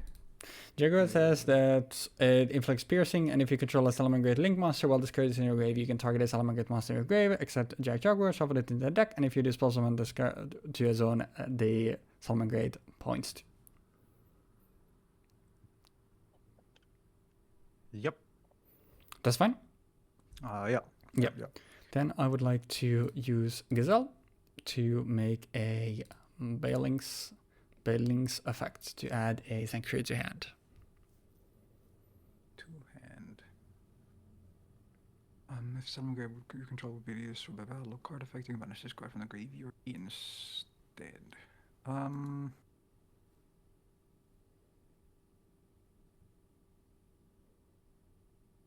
Well, neither play can target this card. Oh yeah, I almost forgot that part. I would like to activate the effect of Glass Souffle, detaching a material, targeting Glass Souffle, and then triggering Glass Souffle's effect because a Madolche monster was sent. Madolche card was sent to the graveyard while this was on the field. Yep. I would like to shuffle two cards from either graveyards to the deck. I would like to shuffle the. Wait, do you have anything else in here? You have a Balinx and you have a Sunlight Wolf. You have a Barrel Sword here as well, which if you happen to draw into a fucking Monster Reborn, if you happen to have a Monster Reborn in hand or something, this thing could just end my fucking day. But I guess you already have ways of doing that to begin with. Is there anything else you can summon in this position? You can use this thing to summon. You can fire a monster, but I can't normal summon set monster with that name. You don't have you have a second copy of Sunlight Wolf already in the extra deck, because did you shuffle one back to the deck or something? The previous what's his face? Jaguar activation. Oh. Why does that work? Oh, that's weird. Anyway, I think I'm gonna target the Jaguar at least. I would like to shuffle that, and then I'm legitimately considering shuffling the Borrelsword Dragon. But at the same time, if you don't have a second Borrelsword and they give you a second Borrelsword, that's gonna be fucking stupid of me. So I think I'll just go for the play where I feel like I'm safer, and I would like to shuffle a Madolche card from my own graveyard to the deck. So my Jaguar and your Pudding assist, yes. Alright, I have nothing for that, so and Glass of it is now going back. And then you get to resolve Balinx. Yep, Balinx adds a Sanctuary numero 2 to hand. Well. Oh, actually, the Pudding assist comes to my hand because it's a replacement effect. Oh, yeah, you're right. Yeah. I was thinking. So your hand has Pudding Sense and the Messenger Lotto? Okay. No, yeah. Messenger Lotto. Okay, yeah, you know. Yeah, it was like, what was the Hookcake? Important note. Ticket. Ticket is a win effect, and Madolche Chateau is an if effect, and that is also a replacement effect. So. Gotcha. Alright, then the thing that was the only thing that I could really do here, I'll activate Will of the Salamangreat. Yeah. And I would like to, during my main phase, spell summon a Salamangreat monster from my hand or graveyard. No. I don't know if... Oh yeah, I do have this card in my deck for the Will name, but I didn't ever read it, so I didn't know if you have a way of summoning in Archetype. Oh yeah. But that's fine. Oh, I mean, I don't have anything to respond with. Yep. I don't think. Yeah, you can only use each effect once per turn. Yeah, one effect. If you could use each, this card would actually be good. Oh, no. Oh, for your... Glass soup. Yeah, I gotcha. I can use either. Yeah, but yeah, I'll summon back Sunlight Wolf. Then I would like to use Sunlight Wolf as well as Baelings to summon out a Salamangreat Helio, Yep. who on Link Summon can target a card in my opponent's spell trap zone, not a spell trap on the field, to shuffle it back. So the thing here is that and this is if a monster with the, I guess it goes into your Madolche deck, so effects. go ahead and take it to deck, I guess. Yeah, that's fine. Because I would have loved to get rid of the fill spell, but unfortunately I cannot. Unfortunate. And now here is the issue, whereas the oh yeah, who did you, by the way, target with Glass Souffle to make it unaffected? I can only target Madolche, so I targeted Glass Souffle specifically because Glass Souffle still has utility beyond this turn. Gotcha. And then I... And also because it prevents you from turning it into attack position with fucking bitch ass. And I can't really... If you would choose to kill either Jaguar or Glass Souffle, I think you would rather choose to kill Glass Souffle because Jaguar is going to be gone anyway and you get an next turn to use. Yes, sir. In this case, I'm forcing you to at least choose between the two. That is fair. That is fair. And then I don't think.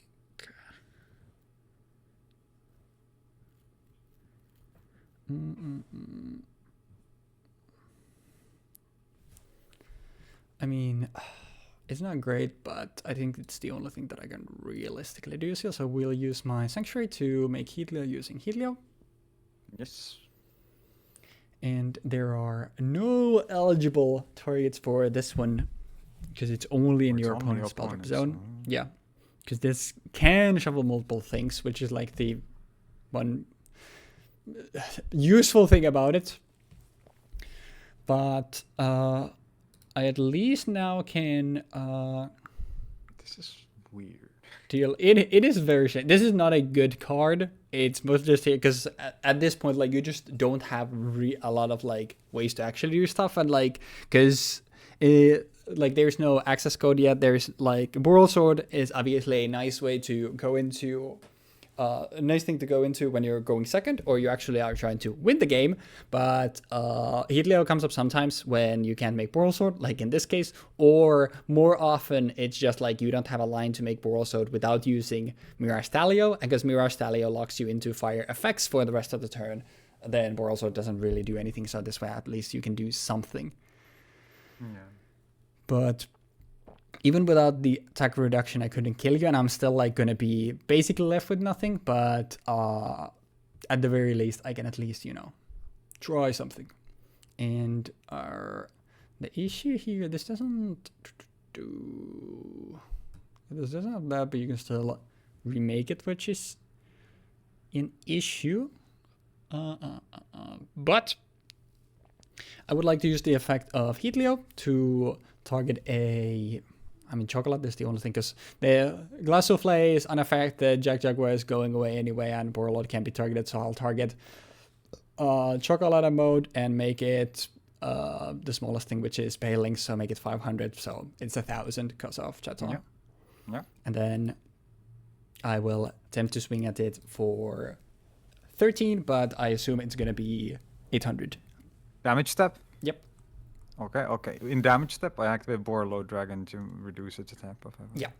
So you just take 800, and this goes to 18. Yes. Double checking something. I should have actually chained the effect of Sanctuary. Wait. It's probably the worst effect I've ever seen on a fucking card. It is. Next your monster palace, you can pay 1,000 upwards to target link monster control, make it stack 0. Yeah, it's you pay 1,000 to make. Okay, hear me out. You would lose 1,500. No, you would lose 1,000 life. Yeah. And you wouldn't lose your card because you have Baelings in the graveyard, and then you would gain 2.3 thousand life points. You are so right, bestie. Just saying, there's a line in there that, you know. Yeah, but end phase, Salamangreat, Jeexx goes to grave, and it's essentially like it's Yippee. because this thing swings Oh. into give dust fall. I think like I don't think there's a world where you don't kill me, but Special summon from my hand, Crusadia Arborea. That doesn't. Wait, what the fuck? That's weird. where is that I was going? hovering over a special summon and it just went to fucking Narnia. Arborea, okay. Arborea is fine. You know, the Arborea only is card in my okay. hand is Sanctuary. Okay, I know that you have a card in your hand. That is correct. I am aware that you have cards that you have in hand. Hand that has cards in Okay, I think the situation has deflated because Okay, Mom good. just That's- texted me and said that she'll return to complete the ISP on Wednesday, and now she's gonna go for a walk, Okay, which is that's probably a I good believe. thing. It is a very Uh, nice weather outside. Effect of Glass Souffle. Soufre is okay. Shuffle Bale Links to your fucking deck, bitch. I'm good actually. Huh? You ain't got no protection out here, man. Huh? Telling you should have used one of them to gain life points. You're so right actually. So right, Oomphy. Tell him. Obviously targeting Glass Souffle herself. Yep. I should have probably actually summoned something else before I do that, but I don't think it truly matters in this position. But let's go and check what I have access to. I have Arborea on board. Arborea cannot make anything other than Avermax or Borreload, which means that it's actually a dead card here. Because it's not a... You can use your battle phase to take my Heatleo, and then you can use the Heatleo to make Avermax. Hmm? Not with Arborea. Because Arborea is... You know what? Fuck this. I'm not even saying this. Fuck this card. Okay, man. Fuck this card. You know, I just wanted to show you that I have it. Check this shit out, man. You know, check this shit out. Isn't this sick, bro? Hell yeah. So someday I go is like, okay, I will tribute summon my original Legend of the Blue Eyes White Dragon, tributing to. Actually, I'm not gonna do that. Let me return it to my hand. I just wanted to show you. Just wanted. It's a goof, you know. The heck? The heck? Overlay these two, make the Aramisu. Put this into attack, by the way. These are both threes, which fucking blows, by the way, because it's fucking stinky out here. I think you still like already have enough damage on board. Yeah. Because it's like what, I attach 1,000? and I shuffle 30 this, something. and I shuffle this. Yeah, and that's plenty enough Yeah. of a damage. So let's go side, and I really need to piss. So Okay. I'm gonna That took a while. Yeah, I'm gonna pause the recording. I'll go for a piss, and I'll hopefully be back before I get kicked. So we're gonna go outside, and we'll be right back. Fuck it, we're trying something very different.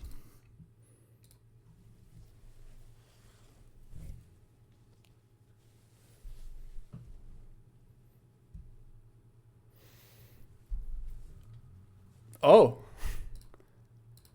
Oh, hell nah. You're actually fucking kidding me. Can I? I genuinely can't. That is so fucking funny.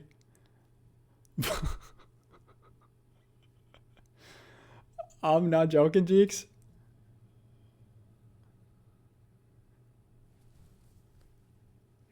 Normal sim Angeli. Angeli's okay. Activate Angeli. Angeli's okay. Okay. Okay, I'll imprint the hook cake, fuck it.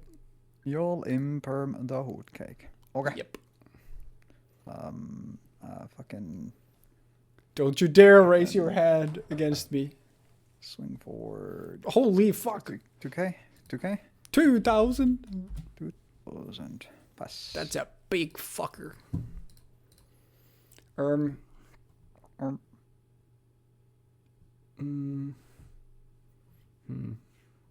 I mean, let's start with a special off pank. Yep.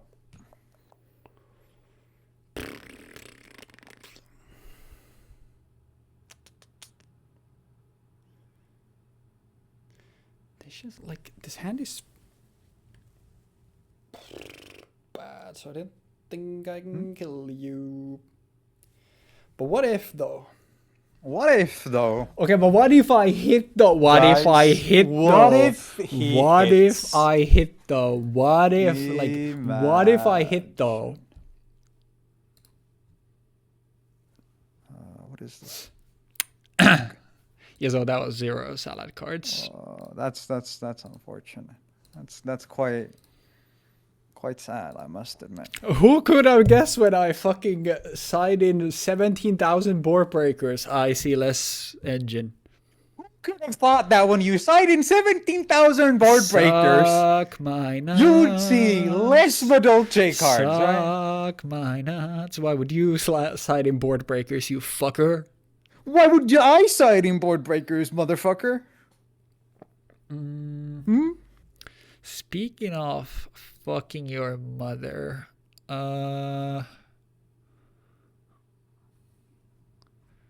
fuck it, bro, fuck it, bro, fuck it, bro, fuck it.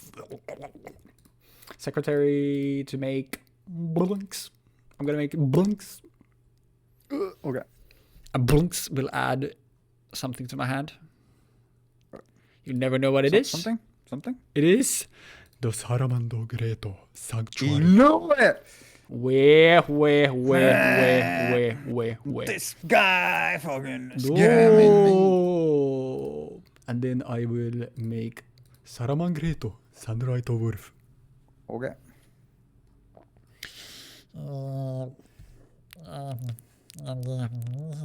You know? Can I get an amen? Man. What if I get racist though? Oh, we're getting real bold out here, aren't we, huh? That's right, we're gonna get racist. That's right, fellas. We're gonna be racing. Actually, I just realized that I smell like poop. And that's you an do? issue here. Yeah. Me too, bro. Yippee! Hey, did you know that 30 trips cost 84 euros for a student on the train? That's a lot. That's expensive, yeah. That's 15 days of travel. Okay, but what if I get racist? Apparently, you don't get any kind of benefits for listening that if you're a student. If you're above 18, which doesn't actually kind of make sense when you think about it. Okay, hypothetically, if I do this, what happens, Jeexx? Do you know? What happens? What happened? Because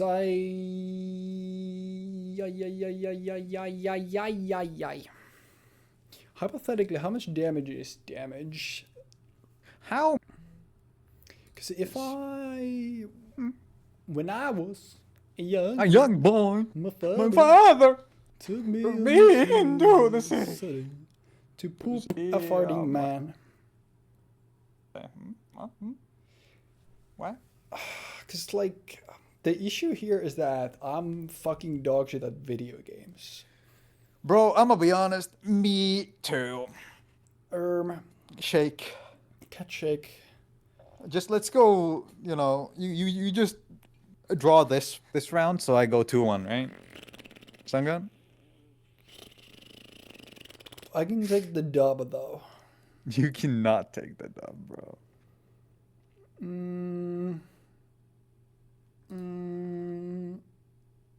Oh wait, I would have to get this guy, so then interesting. fucking shitfard. Actually, because if I do that, wait, are we cooking though? No, I'm not. So fuck me sideways. Fuck.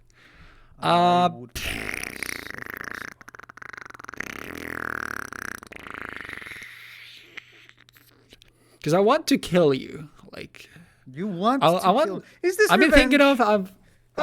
I've decided I want to kill it. I've decided I'm going to kill I you. have Yep. decided I am going to hurt you.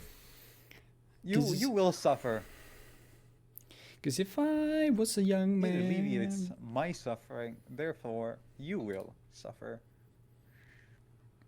'cause Oomphy. Like nothing in this life matters is the issue here. That's literally what fucking Itadori says in the newest Jujutsu Kaisen, by the way. That's awesome. He goes like, bro, nothing matters. Does it matter? Bro, people are dying left and right, but does it matter? Doesn't Does- even matter. I had to fall to lose it. Actually, why did I not make this? Also, so I'm dog shit. Just say to me straight, so I'm dog shit. Cause I make the guy, and the guy doesn't do anything, so then I lose and die. You lose and die. What does the guy do, bro? What does he do? I mean, dude, what? Thinking sucks. Fuck thinking. All my homies hate thinking. I'm just gonna punch you for 2,400.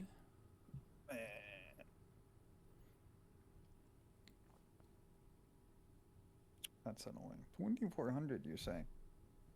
Okay. But hey, you get to shuffle it into the deck. I get to add it back to my hand. Yep. And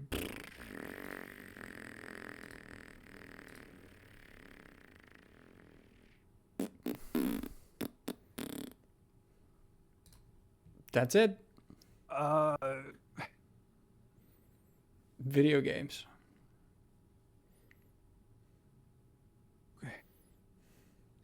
Stand by main.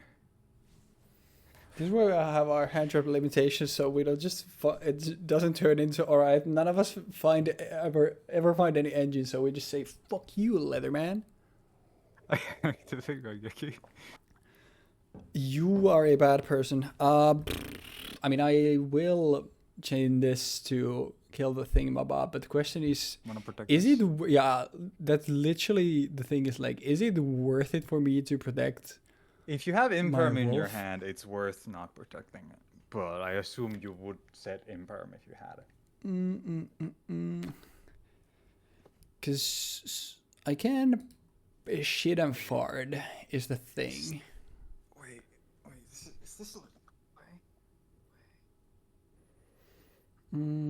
I know you can go Hoot Nanny.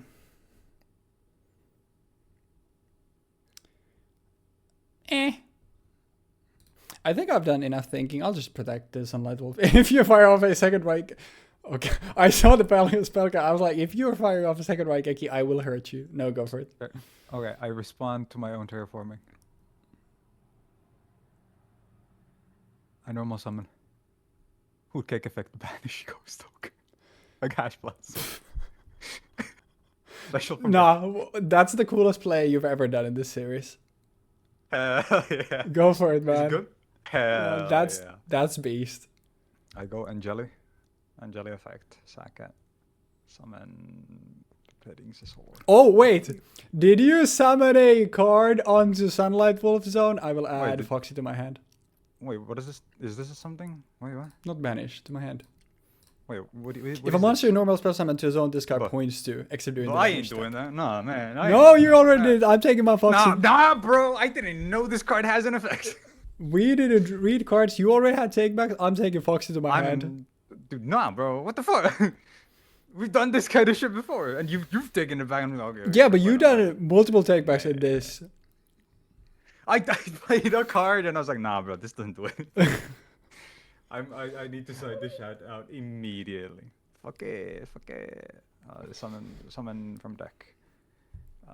Summon pudding cess. Double check. Yeah, damn shout to this. Surely I live here, right? Overlay. I don't actually. Wait. This is up to. After that shuffle of cards. The glass, yeah, glass Up is to the up number. Up to the number. Okay, that's a relief. to. Like, no, you can't. You don't have to. Fuck you. You can't do that. It would be really funny. When I detach a material, and I'm gonna double check something about the wording too, because Go it for is it. Madolche cards, so I could use it because I can shuffle 2 cards from my graveyard. And I can also shuffle just one, apparently. I thought this was always two. Never mind, this way better. Way better than I thought it was. Hookay can't be destroyed by battle, by the way. Very huge, very big. He's a Hoot huge hoot. guy. Huge fella. I mean, I guess the thing is, use Tiramisu here. Why can it not Attach. be destroyed by battle? Because of Angeli. Angeli says that if the monster spell summon using its effect cannot be destroyed by battle. No, actually, Hoot Cake is not the one. It's Petting Scissor. There was That's the one as well. Yeah. the card that you love pronouncing the name of. Petting Scissor. Yeah. I think Angeli. Yeah, I shuffle both of these back. Mm-hmm. And wait, is it up to the number or is it Shuffle cards equal to the number? It's up to the up number. to, Okay. yeah. So you can only Yeah. shuffle one. Yeah, I shuffle this thing then. Yep. I can shuffle up to 2, and then I can Yeah. shuffle of yours. Yeah, up I to was 2. I was also reading the other one, so it's not like if you shuffle 2 of yours, you would need to have 2 targets of your opponents. Yeah. Then put this back on top of deck. Mhm. And shuffle that, and the effect of Chocolate Ella mode. Attach Tiramisu. Summon. Rain. At this point, also, like, you clearly see like that the thing that made Salad good, which is just like it's very resilient, like doesn't really do that much anymore because it just like there's just so much punching power. Yeah. Yeah. I only have enough for a link tool. I cannot make anything out of these guys. That is quite sad. Battle phase. Yep. 2K. 2K, 2.1K. 21, 3K. 3K. Yeah, there's nothing. 7. Wait, was that it? Yeah, I was at 6,000. I was legit thinking, okay, what do I do next? I opened my one of Herald of the Abyss both games. So the reason why it's here, Oh. it's here just for this. Because in really? some hands, like because I am playing, in addition to having the Jaguar, like there are some hands that end up with you actually having access to Falco and Jaguar. And Yeah. funny enough, there are no numbers in this set because I would have None. otherwise I would have wanted to have Baguska for this, and obviously it would have also given me then like Utopia stuff to also be better. Because I thought like this set having like so many different board breakers was kind of cool. So like I wanted to more lean onto that there as well, and then like the going second nature. So, but there was like nothing there. So the only thing, like rank 4 that I could feasibly find that could do something on my first turn was Abyss Dweller, which obviously doesn't do a lot against a Madolche deck. But I also also had this It thing. does, because every single card that says that they shuffle themselves back in the deck activates in the graveyard. Oh, okay. Well, then that's neat. But also the nice thing was that like obviously your opponent goes into something big. You have Nib and Boral, and you can UTK in most scenarios, and Violet Chimera also like you can sometimes swing for big damage. The issue is just like the what's his face, because Boral Sword is in general better than Borreload, but it's not good into Borreload, which is the issue because of the monster target negation, which is very powerful. In my mind, it's like Borreload Dragon is a better top end for a deck that doesn't aim to just kill you immediately, whereas Boral Sword is the kind of thing where you can just splash it in and you can guarantee that you're probably gonna kill. But I felt like, okay, I have cards that have decent responses, and I have really good board breaking potential. Like the reason why I was playing Sky Striker was like because I was also like, okay, my side deck, Red Reboot, Dark Ruler No More, Raigeki, and I'm gonna put into the main deck 3 Engage, 2 Hornet Drones, 2 Widow Anchor, 1 Shark Cannon, and then I had 3 Nib and 3 Ash. Inside, I think I had them in the side, but I might have also had them in the main. No, I had them in the side. I had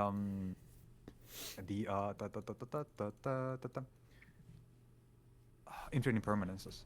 Yep. I do need to double check this though, Which or something? one thing also that I think I forgot to mention in my deck breakdown is because obviously I had 3 different hand drops here. The reason why we get Nib, because I forgot to, when I was going through the set breakdown, I forgot to go through, because obviously we're playing Gold Sark 10, and I only went through the Mega Pack. I forgot to go through the Gold Sark. It's actually, I'll throw it in there. Actually, I can just re-record the set breakdown now when I think about it. But I forgot to, because initially I forgot to mention it, that like I just have Dark Ruler and no more and Nib there, and obviously those are from the main set, because the Gold Sarcophagus 10 had like 14 or so like cards actually in the tin, like essentially as box toppers, and then in the Mega Pack itself, like there are then different cards. Obviously both of those count for the sake of us doing our set. And also you could see from this, obviously Jeexx was also talking about Monster Reborn. I was ripping Monster Reborn. I was running Foolish Burial. The start of the episode, the start that wasn't set, but Foolish wasn't, and that was from the new rule that we have now, which is terraforming is now limited to 1, but the 2 extra copies of terraforming we now got 2 new cards in the generic pool, those being Monster Reborn and a Foolish Burial, because most decks will want those cards, and it didn't quite make sense because field spells get really powerful from this point onwards. Like having 3 terraforming is kind of scary, and there are still like some archetypes that just don't have a field spell, or so it would be like kind of a rich get richer. So we'd rather do it in a way where it's like you have options now, which most decks can still make use of, but it's still like there are more options instead of it just being like, okay, it's the triple terraforming. And with these, like, I think we're pretty happy with the generic pool, and I doubt we're gonna touch that much. Except for like the thing that we've talked about multiple times that's happening after the anniversary episode. But at this point, if you missed that episode, go watch every single episode we've done. We talk about it in like 4 different ones of those, but if you don't, you're gonna have to wait for episode 151 to hear about that, or probably the end of the Annie episode. And then the obviously Mulch armies maybe sometime in the far future. Mulch armies. I think those are like the only thing that I would like feasibly see, like maybe, and yeah, which like it would be kind of neat, because it's like obviously modern decks like ran a lot more hand traps, so it being bumped from 6 to 9, and then 3 of those having to be Mulch armies, and then obviously you're then always making a meta read, like, okay, do I play Perulia? Maybe I play Fuvalos here. What do I play here? Like that would maybe be neat, and that would maybe make sense. Because at that point, like, we'll be in, like, essentially modern Yu-Gi-Oh! And then it would be like, okay, you need to have, what would it then be, like 4 cards from the current set? Which is not a lot, but that is assuming you're main decking spell trap removal. So... just having 4 cards from the set. Yeah. It's kind of crazy. It is kind of goofy, but it's so hard to actually balance this out, because either we have a situation where we don't ever play a lot of the hand traps, which then creates its own like unique format, but also it would make a situation where stuff like where Crystal Wing with Wind Witches comes in and is a problem because we don't have anything that deals with it. I'm using that as an example because it's the perfect example at the time where if you didn't have a Kaiju in your deck, and if you didn't have a way of ashing or ghost ogreing the things when they activate their effects, you would just not be able to play the game, because the Crystal Wing would just negate everything and be unkillable and indestructible. So that kind of situation is what we want to avoid by playing these cards, and that kind of makes me feel like, the 4 cards from the set, honestly, that's to be expected at this point. I don't even know how many cards I was playing from the set. I'm pretty sure it was 20 even because of Sky Strikers. But at the same time, it's like, this deck was only possible because one of the cards in this entire set was a Madolche, and I was like, fuck it. I'm putting it in. I'm making a Madolche deck. We're playing it. And I didn't even summon this thing. It's just hard. Yeah, it was another one of those where it's like, I'm summoning, and nah, I'm not, actually. Because it's like, bro, this thing doesn't actually do anything. Yeah, the issue is there also, like, if you were, like, thinking of me, like, if I have a way to go into a World Sword, then if you just have a 1500 card there, which, like, okay, but it can't be destroyed, yeah, that's a bad thing at that point, because you were at 2850 at that point, so you would just die to Boral Sword through that, even with the 500 reduction of Borreload. So I was legit wondering about this, because if I reduce my system, if I reduce your attack, is it as impactful as reducing my own attack? Because if I reduce my own attack by 500, it means that you only gain 250 attack technically. no, I get 500. Yeah, you gain 500, which is still like. Otherwise, I would get 750. Yeah, so you would gain 250 more. Mm-hmm. Does it matter? Is it actually relevant? It deals the same amount of damage essentially. Yeah, the thing about like the always Boral 2,000 Sword, extra, which is what makes the math like, because I was like, when I was building it, I was trying to do the math, and in the end it was like, okay, if your opponent has a 4,000 attack monster and a 2,000 attack monster, that's when you OTK. Like they have to have at least 4,000 attack on one monster and at most 2,000, or then it balances out to either the other side. Because the first attack on Boral Sword is always 3,000 damage. Because you have your opponent's attack, you gain the attack, which means that now you're matching and it's left with the base 3,000 that Boral Sword has. And then depending on how much you gain, then it depends like, okay, what can you actually kill afterwards? Does it gain the same amount? Wait, Yeah. What? I thought it gained half. It halves the attack and gains the amount lost. Oh, yeah. So it's, I think it might actually be worded like gain attack equal to half the original attack of that monster. Let me actually see how it's worded. If it's that, then that's even You stronger. can activate this effect until the end of the discard case the attack equal to half the monster's current attack. If it does, the monster's current attack is halved. So yeah, it gains current attack, but it gains that first and then it halves it. And then the last part doesn't even have to happen. Which is very crucial here. So if I had something that said it's unaffected, you can just swing into it and it still happens. Yeah. Because that's how it works. That's You don't how gain like but yeah, Boral Sword, Giga Spooky card. I don't like Boral Sword. I think Boral Sword is the kind of card that just makes playing a lot of cards feel really bad, which I don't know. I don't know how to describe this. It's the kind of card that makes it feel like any weak deck just gets run over. Mm-hmm. I don't know. It's the same with Borreload, but Borreload wins slowly, but Boral Sword is like, oh, you lost. You played wrong. You die. Punishes way harder. Which is kind of funny because like Borreload has now essentially just won 2 episodes in a row on almost its own, and Boral Sword has yet to do anything in our series. Really, which is really curious because like even in the actual game, Boral Sword Dragon has been banned, right? No, Boral Sword was never banned. Which one was it that was? Because one of these was something that was considered super obnoxious. Boral Sword was like an auto include to every extra deck before Access Code came out, and then Access Code is just obviously just better. Yeah, but it's that would make sense. Yeah, they just printed the better version while this was still relevant, so they didn't ever need to ban it, and people actually started playing Access Code because it was just better. Yeah, it just outed everything essentially. Did you know that Access Code outs fucking Skill Drain? That's funny. Which is absolutely fucking stupid, because it's a case of like, if you go into Access Code through any means and you make Access Code contribute itself to kill Skill Drain because it's no longer negated when it tributes itself, and then you can continue playing your shit. And this just makes me feel like, damn, bro, that's funny. You fuckers. But like, I don't. Made a card that sucks out.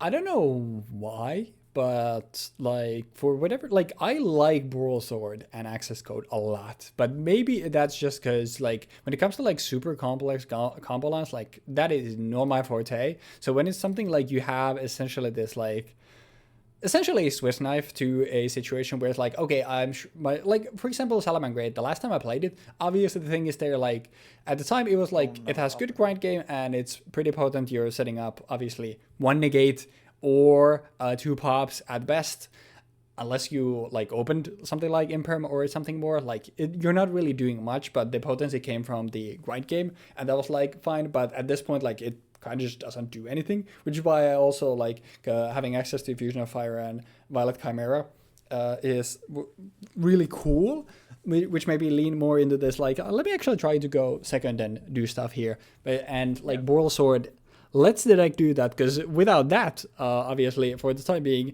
the best thing that I can do going second in Pure Salad is fucking make Heatleo using Heatleo, bounce back to back row, and then okay, you can make something 500 because you have Baling's Engrave. where obviously like the how it's intended to be used and why Heatleo is as it is because of Violet Chimera, where it's like, okay, use Heatleo, make something 500, and Violet Chimera, doing damage calculation, battles a monster whose current attack is different from its original attack. You can double this card's attack. So it's essentially, you make this, it's really fucking big, you swing into something that's 500, okay, now you double yourself, and it's essentially just an OTK that way, which is how it's intended to be used, but I was like, it's really hard. It never came up in testing because I'm just running one copy of Fusion of Fire, so it really didn't come up. But it's like it never came up in testing a situation where I like go into Heatleo, using Heatleo, and also summon Violet Chimera.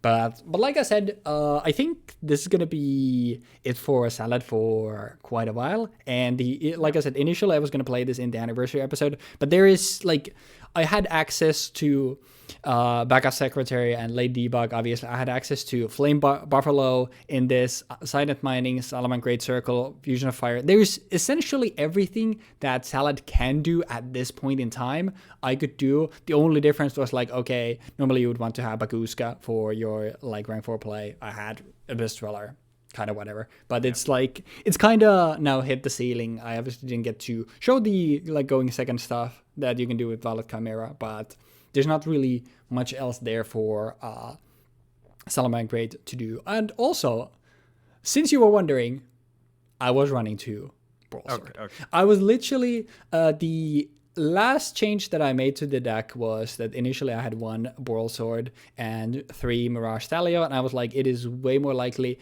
that the second Broadsword comes up than a third Mirage Stallion, so I just changed the ratios to be 2-2 rather.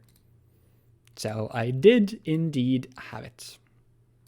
So why were you banishing my Call by the Graves? I was just looking at the fact that Bro's got a gazillion Call by the Graves because it's in the set. Yep. The Salad obviously fucking... It can play through 1 Ash, but it's still like everything just searches from the deck, so it does something from the deck. So just being able to call by the Ash makes lines so much smoother. So I was like, you know what? I can play it. Why not play it? Yeah, that's fair. I ended up playing only 1 copy of Call by because I was like, well, I don't really want to be in a position where I break myself with too many cards in the first game, and my side deck is already full of like fucking Dark Ruler No More and Raigekis. So, yeah. But Madolche did surprisingly well, all things considered. Once again, it was proven just how good Borload is as a filler card for... And Sky Striker as an engine. Sky Striker as an engine. But the thing is, in the last game, I didn't even use Sky Striker like at all. The first game was purely based off of the back of having Widow Anchor and Shark Cannon. Yeah, first game you essentially played 2 different decks. Where the first game you played pure Sky Striker, and the second game you played pure Madolche. No, but I did play Madolches with Borload in the back. But like the reason why I ended up getting to Borload was because the fact that I could use the Sky Striker package to yank your shit to make the Borload. And if you had like more Sky Striker stuff, you could have still done it. So the Madolche stuff there didn't really matter. Yeah. But so making the Borload itself was like the thing that was purely Sky Striker. And then I ended up playing Madolche on the backside of the Borload now that I had a card that essentially protected my stuff and I could use to start swinging. And I specifically went into battle phase to yoink your shit to prevent you from possibly interacting with me with like negates and whatnot, which then obviously you did have the Imperm. So so the Imperm obviously screwed over my hook kick play, but I still managed to get into to Chocolate mode and get some stuff out of that. So it worked out. Yeah. I don't need to go more into it because I talked about this, I think, last time you played Sky Striker, so a couple weeks ago, where it's like, I like the engine. I would like the engine if all of their stuff was on their turn only, because stuff like Afterburners and even like lesser degree like Widow Anchor, stuff like that is nice disruption to like have pretty easy access to. But the fact that you can also then just use them as essentially you can just freely always find the negates and everything, which at this point in time is essentially a Sky Striker can for free find more disruption than Salad can do with their full combo, which is quite silly. But this also expects you to not be playing cards that go in the main monster zone, which I was not. I was playing cards that go into main monster zone specifically, and that meant that all of my disruptions had to be played preemptively.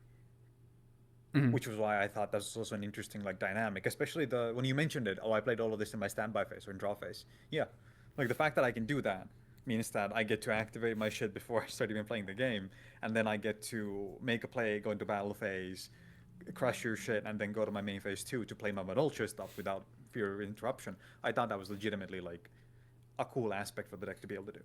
That's fair. But yeah, for the time being, like Sky Striker is fine. Obviously, at some point, if it just turns to that, always the best place to just put Sky Striker into everything, then it's probably will just ban engage, and that should fix the issue. But for the time being, it's still fine. It's at this point, like, it's more because obviously we're trying to just make an entertaining series here. It's just more into, okay, if something is super overrepresented, it gets kind of homogenous, and then it's like, all right, we'd rather just get rid of it than continue having it show up every single time. But for the time being, it's still fine. In this set too, the fact that they were all in the set itself was like massive. The fact that they were actually just available meant that, oh, you just put in 3 engage, Winnow Anchor, Hornet Drones, and Shark Cannon, and you have like 6 slots taken. Yeah. And you don't really need to be worrying about anything at that point. So, yeah.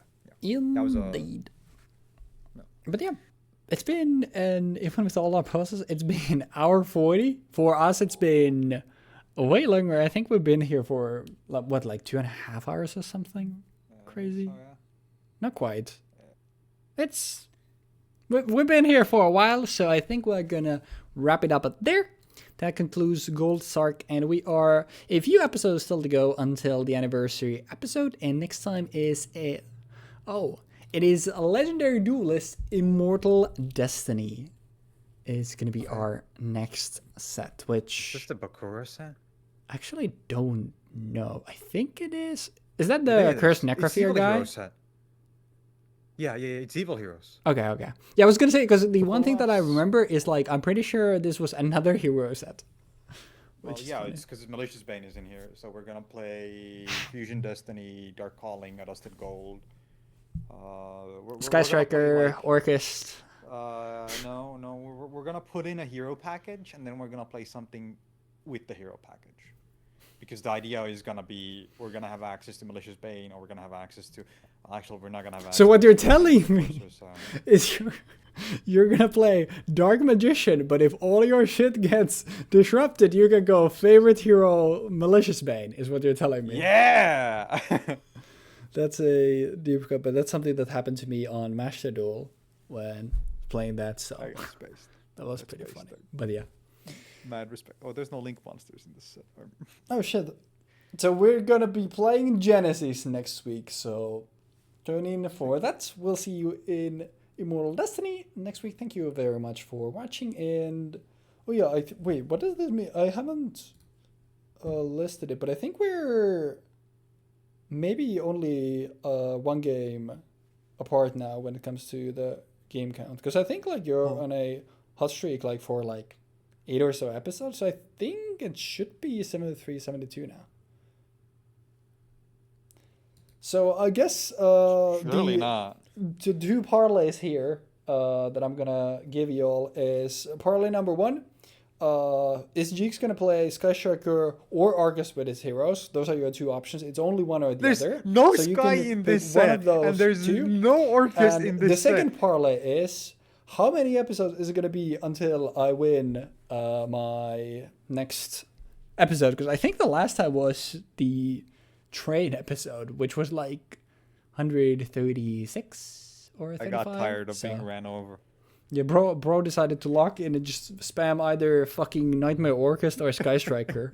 Let this be a lesson, guys. Actually no. This I was gonna say like yesterday, but yesterday was when we recorded the Pokemon where I talked about like winning with your favorites is the real way to do things. But by the time this comes up, like that's like 3 weeks ago. So go watch the Pokemon Prague series episode 34 Gen 5 Are You, where I talk about winning with your favorites is the righteous way. So, and yeah, that shit doesn't work in Yu-Gi-Oh! Play the meta stuff, you're gonna win. Okay, let me see. I played Hero in this set. I play... that's Pokemon. I played Hero in this set. I'm pretty sure it was a bunch of hero. Then there was like Nightmare Orchest, and now it's been like a few episodes of Clash Royale. Obviously, then there was the one like structure deck where one of the structure decks just completely sellable as the other one. So we're in a rough batch. We're in a rough batch, but yeah. Okay, well, I'm gonna promise you one thing. I'm only going to play Malicious Bane as an option next week. I'm not gonna play an actual hero deck. I mean, I don't care regardless. You can play whatever. I had, like I said, last week was my mulled episode. Since that, like, I've decided that I'm zen when it comes to us doing these series, me playing Deadlock. I'm no longer telling people to get run over by vehicles. So I found inner peace somehow. Actually, wait. Yesterday I did tell a guy he was a dipshit on Overwatch. So it's interesting because I've noticed, like, personally, I've noticed the thing where if I play a game, like, let's say a fighting game, I play an online card, like trading card game against like randoms, or I play any kind of competitive game, I notice that it's so much easier for me to just completely detach from the situation and treat the other person that I'm playing against as less than a person, which leads to me being more insulting and more cruel towards them, which I don't really like. Oh, like if I had a button next to me that like some people on Deadlock, like by pressing that button, their house would just explode and they would die. Yeah. Like I would press that button a lot. And that's kind of terrifying, isn't it? No, I think that's hype because those people need to we need to be rid of them. When you think about like that, when you think about like, oh, I wish I had a button that just exploded the house of a person that I don't like, it suddenly becomes like, okay, but where does the barrier stop? When they play Mirage, like it's anybody who plays Deadlock can agree with me. If they play Mirage, like we do not need them. Otherwise, it is cruel, and at that point, like, okay, you're going too far in a video. But if you play Mirage, you don't belong here. Okay. I want you. I want you to take the nearest rope and use that rope to climb a mountain or something. Because hiking is actually a really good hobby to have. So before we reenact me and Jeexx reenact the low tier god speech, we're gonna get out of here, and we'll see you next week for the Immoral Destiny. And if you're a Mirage player, your kid